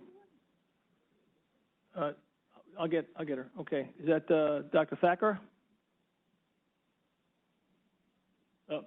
Dr. Thacker, you can unmute yourself and go. Can you hear me? Yes, we may. Go ahead. Yes, we can. So I think I hear the dilemma, and as I read it, I was also kind of like toying with the whole thing. Like, I think, when we go volunteer with an organization, we might be able to get proof of what days we volunteered.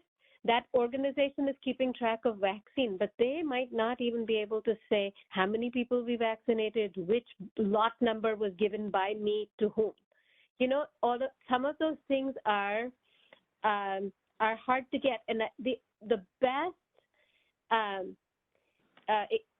parallel I can find is like a CDA Cares event. We go and volunteer. We provide dental care, direct patient care, but we don't have those patients. They are not patients of record at our practice, and we don't have those records or have access to those records. And that's why I can see why there is this ambiguity about what does this mean for me when I go to volunteer. If I do it in my office, I get it.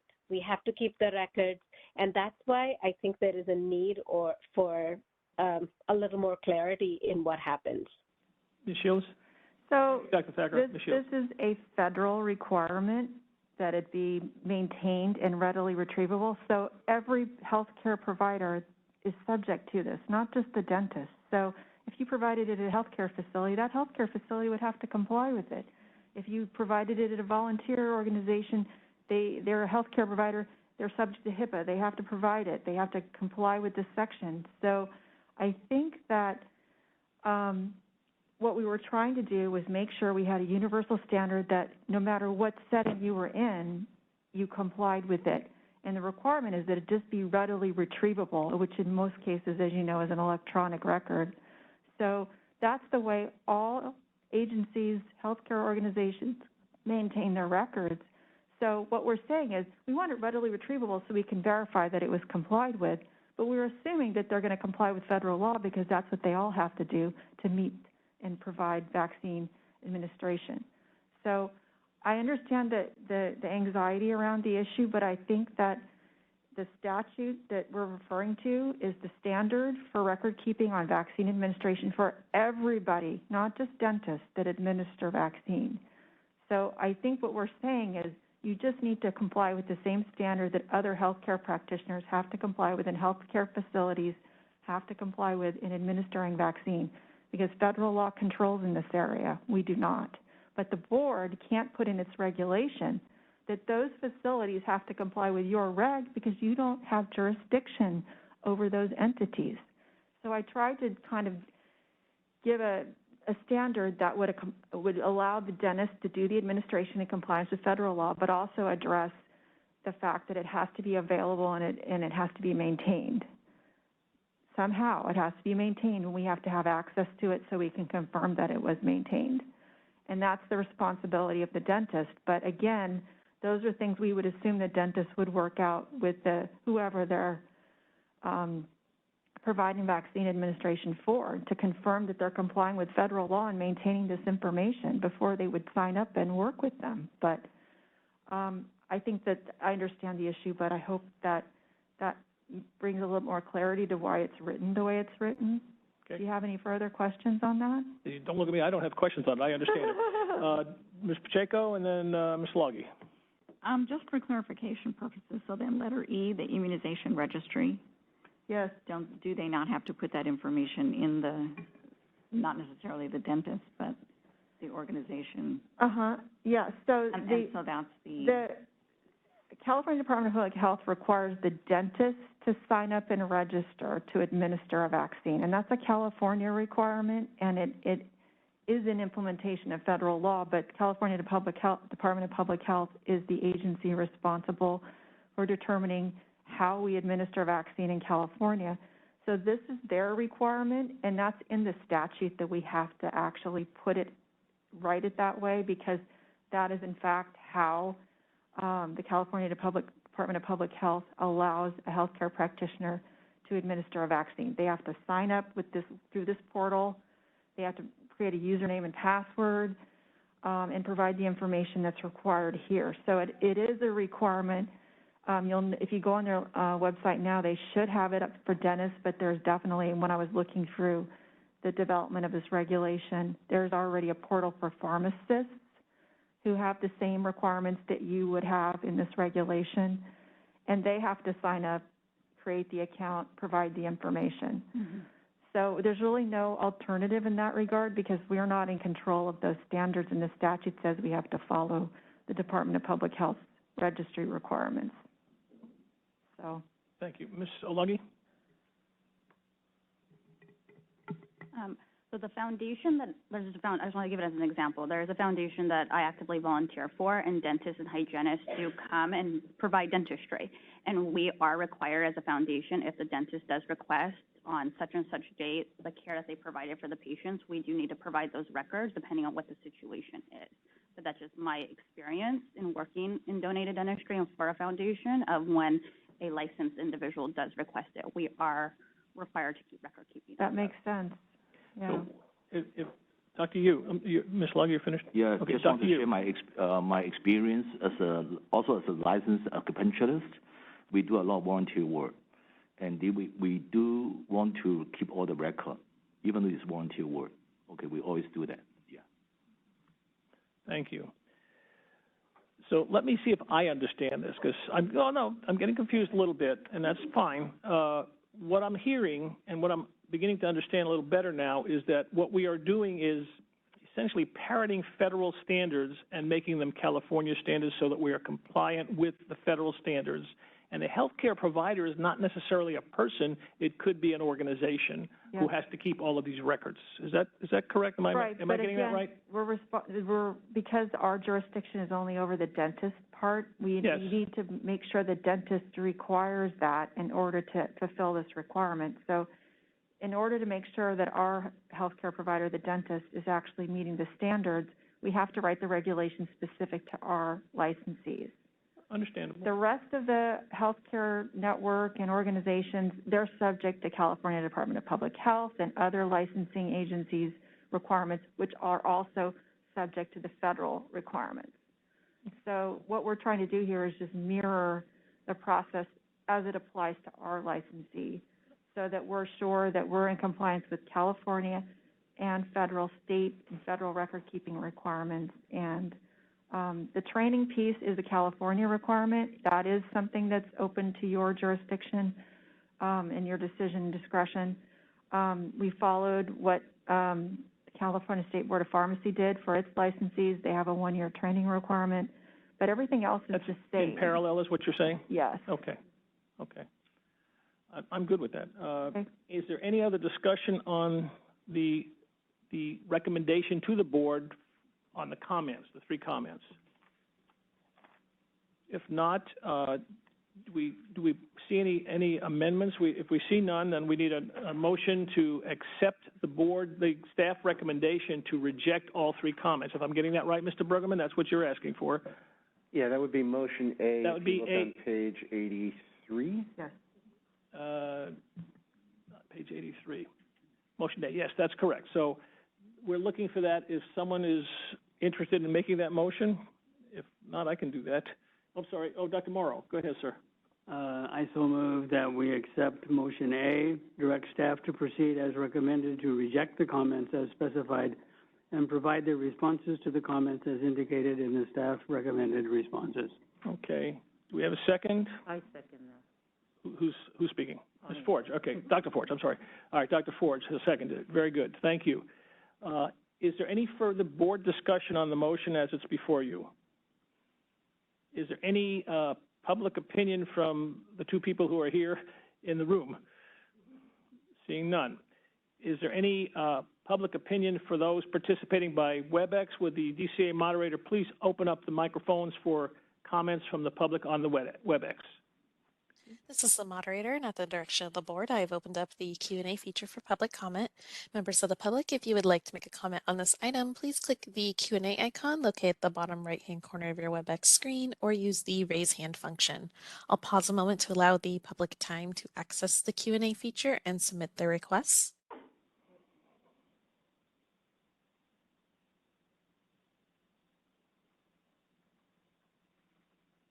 All right, and seeing none, would you like me to close that Q&A panel? Yes, please. We are now ready to vote on motion A to direct staff to proceed as recommended and rejecting the comments. So, Dr. Molina, you ready to go?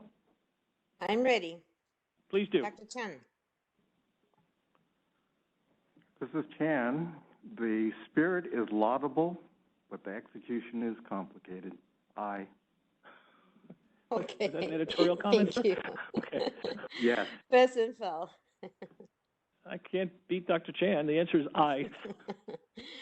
Dr. Forge. Forge, aye. Larin. Larin, aye. Mackenzie. Mackenzie, abstain. Okay. Molina, aye. Morrow. Aye. You didn't call my name. Did you miss Ms. Medina, Dr. Molina? Okay, yes, I think that I Okay. missed, You don't have to look so hurt. It's okay. We make mistakes from time to time. Medina, yes. Yes. Thank you. Okay, Medina, yes. And Olagi. Olagi, yes. And Pacheco. Pacheco, yes. Dr. Tucker. Yes. And Dr. You, yes. Okay. So, motion passes? Thank you. So, Given that the board has passed the motion to reject the comments, staff is recommending to the board that they consider the following motions, which are on page 84, to complete the rulemaking process and adopt the proposed text. Motion A is, if there are no changes to the proposed text made by any members, is to direct staff to take all steps necessary to complete the rulemaking process, including the filing of the final rulemaking package with the Office of Administrative Law, authorize the executive officer to make any non-substantive changes to the proposed regulation and the rulemaking documents, and adopt the proposed regulations as described in the notice for 16 CCR Section 1066. If the board opts to make changes to the originally proposed and noticed text, we have an alternate motion, should that be the case. thank you, Mr. Brueggemann. Very good. Is there any discussion about the, on the top of page 84 where it says direct staff until it finishes CCR section 1066? That's the motion that he cannot propose, but we can. Is there any discussion on that by the board? Seeing none, I'm going to usurp my position. I'm going to propose that we direct staff take all steps necessary to complete the rulemaking process, including the filing of the final rulemaking package with the OAL, Office of Administrative Law, authorize the executive officer to make any non-substantive changes to the proposed regulation and the rulemaking documents and adopt the proposed regulations as described in the notice for 16 CCR section 1066. Is there a second? Pacheco, second. Oh, Pacheco has got it. Sorry, Dr. Morrow. Pacheco seconded. Is there any further board discussion on the motion?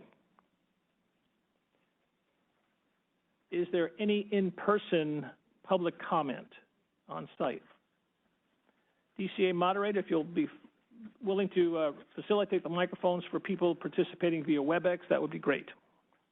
This is the moderator, and at the direction of the board, I have opened up the Q&A feature for public comment. Members of the public, if you would like to make a comment on this item, please click the Q&A icon located at the bottom right-hand corner of your WebEx screen or use the raise hand function. I'll go ahead and pause a moment to allow the public time to access these features and submit their requests.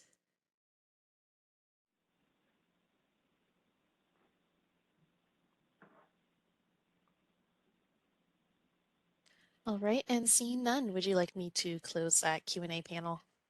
Thank you, yes. We are now ready to vote on the motion. Dr. Molina, are you ready to reread that to us and take the vote, please? Yes, so now we're voting on the section 13B, discussion of the proposed regulation to adopt CCR Title 16, Section 1066, related to dentists initiating and administering vaccines. That's not the motion, that's the title of the area. It's on page 84, that first paragraph that I read, where it says direct staff. If you please read that into the record, because that is the actual motion. Okay.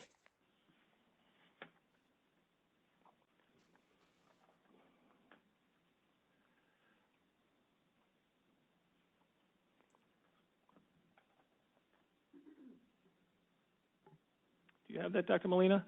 Page Page 84. And to reject, okay, so then we're recommending.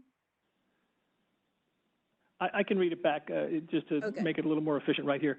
Again, I will read. The motion is to direct staff to take all steps necessary to complete the rulemaking process, including the filing of the final rulemaking package with the Office of Administrative Law, authorize the executive officer to make any non-substantive changes to the proposed regulation and the rulemaking documents, and adopt the proposed regulations as described in the notice for 16 CCR section 1066. That's what we're voting on.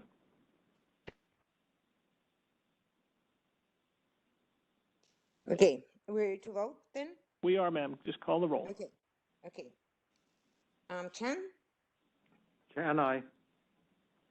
Felsenfeld? Felsenfeld, aye. Forge?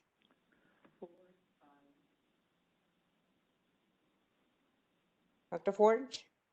Forge, aye. Larin? Larin, aye. Mackenzie? Mackenzie, yes. Medina? Medina, aye. Molina, aye. Morrow? Morrow, aye. Olagi? Orlagi, aye. Pacheco? Pacheco, aye. Thacker?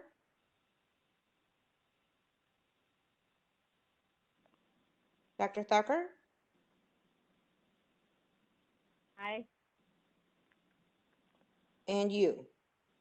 You, aye. Okay, motion passes. Thank you. All right, Mr. Brueggemann, now 13C? Yes, please. That was more interesting to me, so go ahead. So we are now moving to the item 13C, discussion for possible action to consider changes to a previously proposed text and reauthorization of a regular rulemaking to adopt text at the Code of California Regulations Title 16, Section 1006, to implement AB 107, temporary licensure for military spouses and partners. The bill that these regulations would seek to implement is AB 107, and that relevant sections of that law are going to become operative on July 1st, 2023. The bill will amend provisions of the Business Professions Code for all healing arts boards to provide for temporary licensure for qualified spouses or domestic partners of active duty military personnel. And these individuals, to be eligible for temporary licensure, would have to be spouses or domestic partners of military service members assigned to a California duty station, and they also would have a current active and unrestricted license from another jurisdiction in the United States with the same scope of practice that they're seeking temporary licensure for. The temporary license would last for 12 months or until the board grants or denies a regular license. That temporary license would be non-renewable and could be revoked if the board finds, following notice and hearing, that the license holder engaged in unprofessional conduct or any other action that would be cause for discipline by the board. The temporary license could also be immediately terminated if the board finds that the applicant provided substantively inaccurate information that would affect their eligibility for licensure. So at our August meeting, the board adopted a proposed regulatory text for this section, but as we were working further on the rulemaking package, we determined that revisions to the proposed text were necessary, both to include additional categories of licensure that the board offers and to revise the process for temporary licensure that was in the regulations to better reflect the application practice for regular licensure, because we don't want to create terribly divergent pathways in this particular situation.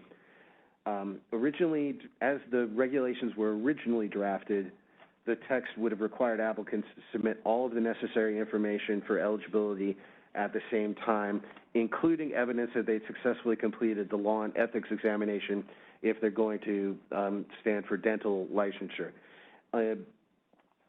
We've revised that text to better reflect the fact that staff determines that an individual's application is already complete and accurate prior to them taking an examination. The original proposed text also focused only on temporary licensure for dentists, registered dental assistants in extended functions, dental sedation assistants, and orthodontic assistants. We've since determined that other permits that allow professional practice that are regulated by the board should be included under these regulations. And so we've revised the text to include permits issued for practice as an elective facial cosmetic surgeon, oral and maxillofacial surgeon, or to administer general anesthesia or moderate sedation to adult and or pediatric patient, oral conscious sedation for adult patients, or pediatric minimal sedation. These permits also require an underlying dental or physician and surgeon license, whether as required by the specific permit. The regulations, as we revise them, also clarify that the temporary license is intended for any license, permit, or other authority that the board grants for an individual to engage in dental or dental auxiliary practice that is authorized by the board, that is regulated by the board. The memo goes on to list the specific changes that we are making. There are two attachments, and the first attachment that contains the highlighted text, it highlights those specific changes that we are making.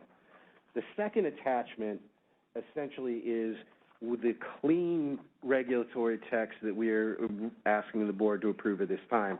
It incorporates all of the changes that are highlighted here, but we felt that having both attachments would better communicate the scope of the changes that we are making to the proposed text. But I'd just like to go ahead and summarize the changes before we proceed to discussion. So we are adding several definitions to the regulations: a definition of license, a definition of affiliated permit, a definition of successfully complete. We are also revising the section 1006B6 to describe the process for submitting fingerprints. We're revising 1006B7 to note that applicants for temporary licensure as dentists will be the only applicants required to take the law and ethics exam as a condition of temporary licensure. And I emphasize temporary licensure. AB 107 stipulates that the law and ethics exam is required if otherwise required for regular licensure. Given the practicalities of how our tests are administered, we can only administer just the law and ethics exam for dentists. It is practically impossible to separate the law and ethics portion of the RDA exam from the rest of the exam, which is why we're not requiring that of those seeking temporary licensure as RDAs. And so we're adding some additional text to the proposal. The new section 1006 sub C would describe the process that the dentist applicant must follow to take the California Law and Ethics exam. 1006 sub D would describe, again, going back to submitting fingerprints in connection with exams. And the section is sub E will note the conditions required to grant the temporary license. This new section 1006 sub F will state that applicants seeking to practice under what we're considering an affiliated permit, which is most of the permits that I described earlier in the memo, that requires either a dentist license or a physician's and surgeon license prior to getting their permit, will not receive that permit until they've either received a temporary dental license from the board or have obtained a license from the medical board as appropriate. And then finally, we're relettering what was Section 1006C to Section 1006G and adjusting that language to account for the fact that if the regulations are not submitted in time to become effective in July 1st of 2023, that they would become effective at the next available opportunity following July 1st, 2023. And this is to be consistent with Office of Administrative Law Procedures. I'd like to defer to Christy for just a moment to see if I've missed any significant changes in the proposed text here. No, but I just want to note that I think that Mr. Brueggemann and I, we had a different understanding of how your examinations work, and so when we started to actually write the underlying documentation, we realized we'd missed a few steps, so we needed to bring this back to you and make sure we filled in all those gaps in logic of how people apply, particularly if they've been practicing in another jurisdiction for a long time. The process for getting an authorization to test for the law and ethics exam is going to be quite different than it would be for someone that's coming out of a dental school. So that's one of the things we had to adjust. We also needed to lay out the fingerprinting process for people that are in state versus out of state because the requirements are different and they weren't specified. So those were the biggest changes here, in addition to adding the additional permits, because the law that we're administering says that we have to give temporary licenses to any profession that you regulate. So the professions that you regulate include things like elective facial cosmetic surgeons, oral and maxillofacial surgeons, other different categories of licensees. So we've added those into this proposal. After we submitted this to you, we noticed there were a few typographical errors that we want to bring to your attention. So if you wouldn't mind looking at page 2. And we're referring to attachment 2. Yes, attachment 2, the clean copy as it works. Right. I don't know if does anyone need a hard copy of the attachments? Would that help at all? You want a hard copy? Okay, so she's going to give you one. So if you look at the top A8 at the very top where it says affiliated permit, that definition, at the end of the sentence we should have the words of the code, so it's clear that we're talking about your dental, the Dental Practice Act, and not your regulations. So you'll see there's a list of numbers, and these are all the different permits you issue. There's a lot.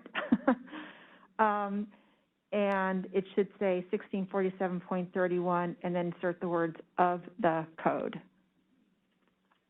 On the next page, at the bottom, item number 7, it would be this one at the bottom. It says, for applicants seeking a temporary license to practice as a dentist, the applicant shall furnish proof of successful completion of the California Law and Ethics, and it should be singular examination. So take the S off of that. I think that was singular, right? It's just there's only one law and there are not multiple law and ethics exams for dentists. Next, skip the next page on to page 5.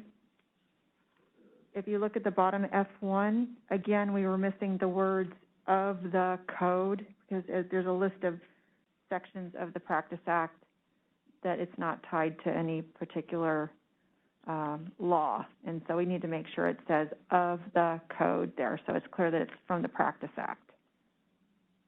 Okay? And the last change is on the page 6 at the very end.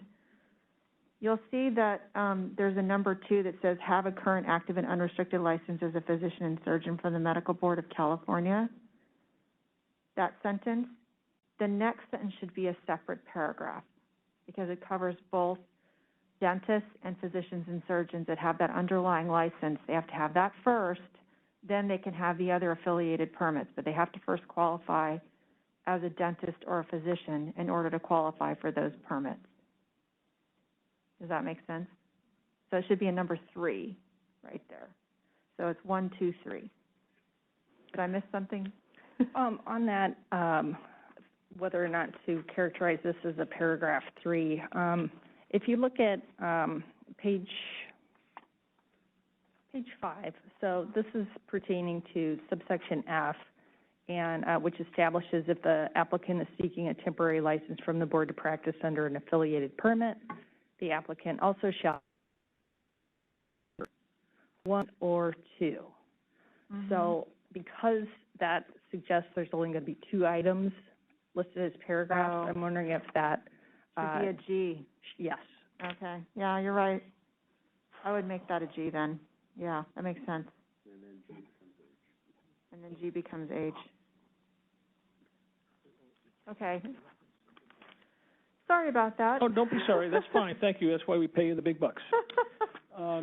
So, before the board goes into discussion, just simply stating here that our recommendation is we have the 2 motions at the end of the memo here.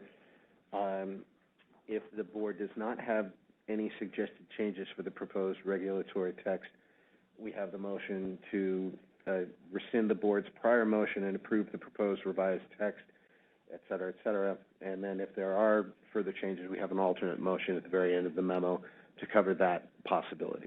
I've got that. Ms. Shields.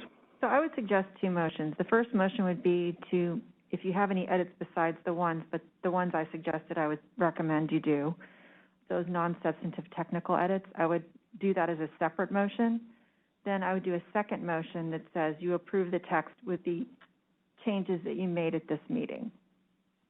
So I can help you with that, but I would do 2 separate motions. The first one being one with changes, approving those changes to the attachment, and then the second one. I'm there. I got it. Actually, I was going to do it a different way. But, oh, were you? Okay, whatever works. What I was going to do, and I've got a couple of attorneys looking at me right now, so I can certainly not do it. But I was just going to say, was all of these things that you have suggested are basically editorial clarification. There's nothing substantive in them. That's true. And I think in the long run, the executive officer could have done that after the fact, because we always give the executive officer a chance to make this non-substantive. Okay. I think if there's no objection, we can probably just accept those. But to be really pure, no, wait, but I have to deal with Ms. Welch, and she wants a separate motion. Oh, you're the boss. If you're okay with it, we can make one motion to do what we want to with that, with the changes which are non-substantive. Correct. I don't want to. Just do motion A, and then you delegate it to the authority of the EO to make the corrections. You're okay with that? Discussed. Okay, yes. Parliamentary geek here. Sorry. Correct. All right. Okay, so we need someone to move all that. All right. Just motion I'm A. sorry. What? Well, we can have more discussion. Absolutely. Well, you can move it and have a discussion first. But you want to have a discussion? No, you're right. Let's have a discussion. What do you think, Ms. Meredith? You have anything to say? Oh, you just wanted to, okay, that's fine. Is there, that's good, that's true. Anyone else have anything else to discuss? Dr. Chan, I'm sorry. I'm not clear on a couple of things. Okay. Question of clarity number 1. How does the issue of continuing ed from a prior jurisdiction apply here? It does not. Does not. No. So they could have whatever continuing ed in another jurisdiction and not meet our Yes. criteria. Correct. Okay. This is a temporary 1-year license. It's meant to help people who are moving here unexpectedly because their spouse was transferred to California under official active duty papers. So the only criteria for the license are that they are married, show proof that they're married or a domestic partnership with someone in the armed forces under active duty military orders in California, and that they have the same license that you have, the same scope that you have in another jurisdiction that's in good standing. And and if they're a dentist, they have to pass the law and ethics exam and get fingerprinted. So those are the only requirements, and that's the statute that covers all the boards and bureaus in the department. So I understand the heartburn over that. There's been some concern about transferring without having to meet all the requirements that our regular licensees have to meet before they get this license, but this is intended to be a temporary stopgap measure to help out families who are being transferred here. So there's only very limited things you can ask of them for them to get this temporary license, and it's free, by the way. They don't have to pay for anything except for the fingerprinting and the, if they're a dentist, the law and ethics exam fee. Well, let me ask the second part of it. I'm not entirely clear on affiliated permits where realize what we have in our paradigm here in order to do moderate sedation or deep sedation requires additional definition that many other states may not have. Does this allow them to do that? Question number one. Okay. Number two, the object of creating the provision of the pediatric endorsement is to demonstrate safety. How does that come into the equation? So they have to have a license in good standing with the same exact scope that you have. So if your requirements are more stringent, then they will not qualify for the license. Okay. So that's how we keep them out.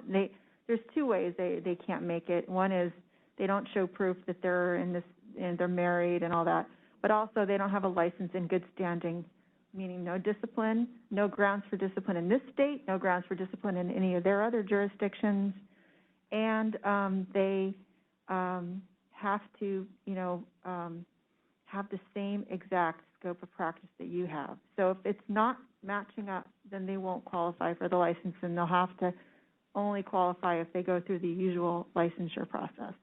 So let's state even more clearly, if and I'm actually in favor of the concept, but if someone moves from another jurisdiction and they don't have in that prior jurisdiction ability to do moderate sedation or general anesthesia, as they come here, the temporary license will not allow them to do that. Is that correct? Yeah, they would only be if they otherwise have the same scope as your dentist license. They'll qualify for the dentist temporary license, but they won't be able to do the sedation or anesthesia because their scope of practice is more limited than yours. They have to have the same scope and meet the same qualifications criteria for that license that you have.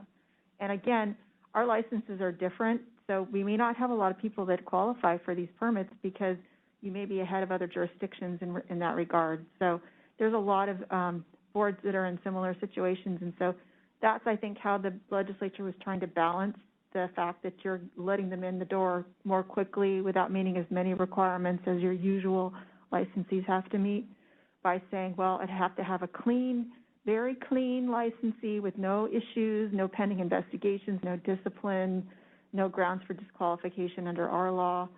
And then they have to pass the fingerprinting background check, they have to take the exam, and then they have to have the same exact scope of practice that you have for your permit or license. And if they don't qualify. You're welcome. Okay, thank you, Dr. Chan. Is there any other board discussion on the topic before we go to the public? Is there any public discussion on the topic? Please, come forward. This is on-site people, for those who are listening. Pick a microphone, Ms. Becker. This one's already on. This one's already on. Sherry Becker, California Dental Assistants Association. Just to clarify, so this is also for dental auxiliaries also, for RDAs. And just to clarify also, that if the scope of practice doesn't match exactly, then this does not apply. If they're coming from another state, is that correct? She's right behind you. Ask her. Yes, the answer is yes. The answer is yes. Yeah. That's what Dr. Chan was also asking. So I was just trying to clarify. 'Cause Oh, that's fine. Yeah, thank you. You're welcome. Anything else from the audience here? Any online? No. Okay, let's go. Moderator, please open up the lines for comments from the people going via WebEx. This is the moderator, and at the direction of the board, I've opened up the Q&A feature for public comment. Members of the public, if you would like to make a comment on this item, please click the Q&A icon located at the bottom right-hand corner of your WebEx screen or use the raise hand function. I'll pause a moment to allow the public time to access the Q&A panel and submit their requests.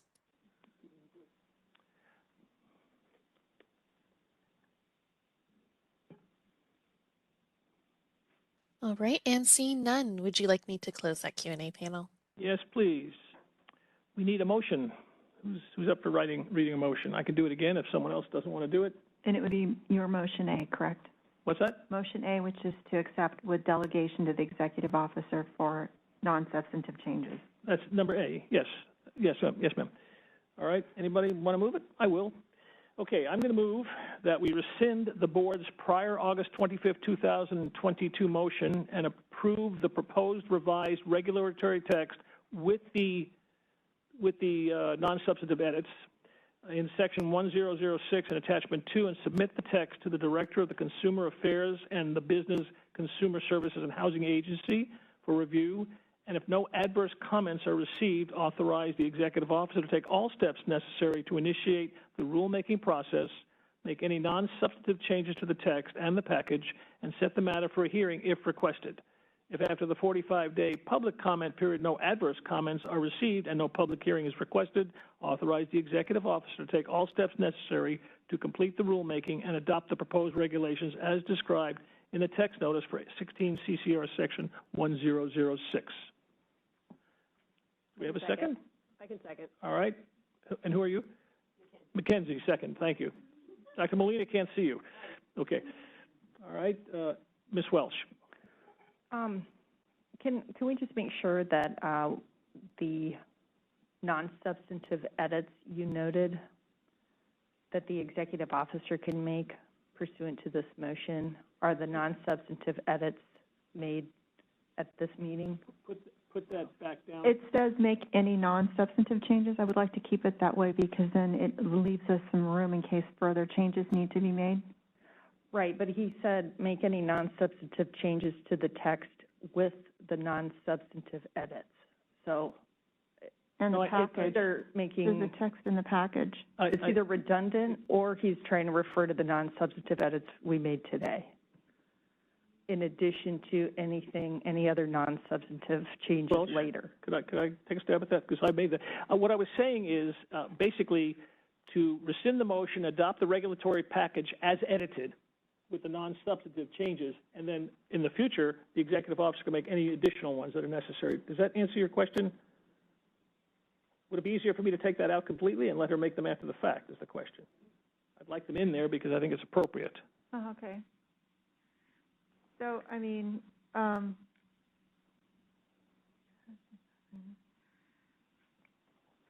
make any non-substantive changes, including the ones at this meeting?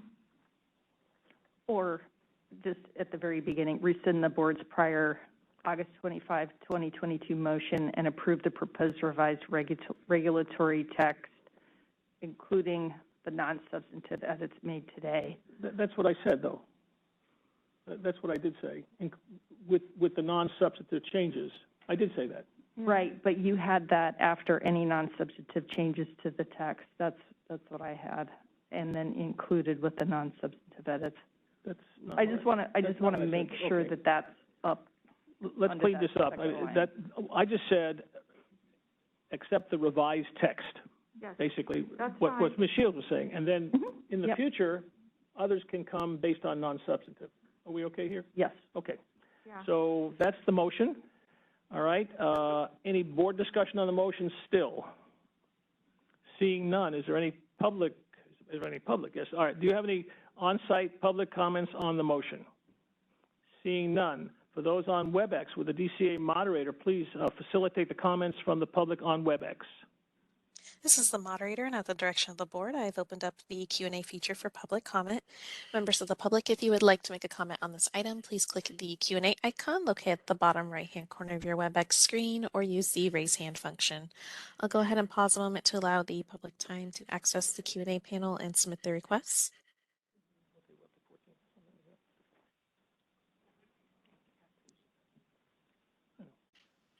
All right, and seeing none, would you like me to close that Q&A panel? Thank you, that would be nice. Dr. Molina, I'm going to save you the trouble of rereading all of that. I think it's in the record and our people have it. So if you want to take the vote on that without objection, let's do that. Thank you. Okay, Chen, Chan, aye. Fessenfeld, Felsenfeld, aye. Ford, Forge, aye. Larin, Lorraine, aye. McKenzie, McKenzie, yes. Medina, Medina, aye. Molina, aye. Morrow, Morrow, aye. Olagi, Olagi, yes. Pacheco, Pacheco, aye. Thacker, Aye. and you. You, aye. Thank you. Motion passes. Thank you, Dr. Molina. Mr. Brueggemann, one more to go. Agenda item 14A through G, Yes. update and discussion on proposed regulations not requiring board action. Right. So besides the two packages we've discussed today, there are 7 other packages that the board has in various stages of activity. They're listed in the memo that starts on page 95 of your meeting materials. The main, of those 7, the main one that is moved since the last meeting is the Consolidated Continuing Education Package, and that was filed with the Office of Administrative Law and approved by the Secretary of State on September 7th of 2022. Those regulations, which are specific to changes relating to how volunteer hours are credited for continuing education, as well as the new requirement for a mandatory course in the consequences of prescribing Schedule II opioids. Those regulations will go into effect on January 1st of 2023. The other packages described in the memo are still in process, and there's not been a forward motion since the August meeting at this point. Thank you. Is there any board discussion about this item? Seeing none, is there any on-site public comments on the item? Seeing none, are there public comments from individuals who are participating via WebEx? DCA moderator, please facilitate the lines for public comment. This is the moderator, and at the direction of the board, I've opened up the Q&A feature for public comment. Members of the public, if you would like to make a comment on this item, please click the Q&A icon located at the bottom right-hand corner of your WebEx screen or use the raise hand function. I'll go ahead and pause a moment to allow the public time to access the Q&A panel and submit their requests.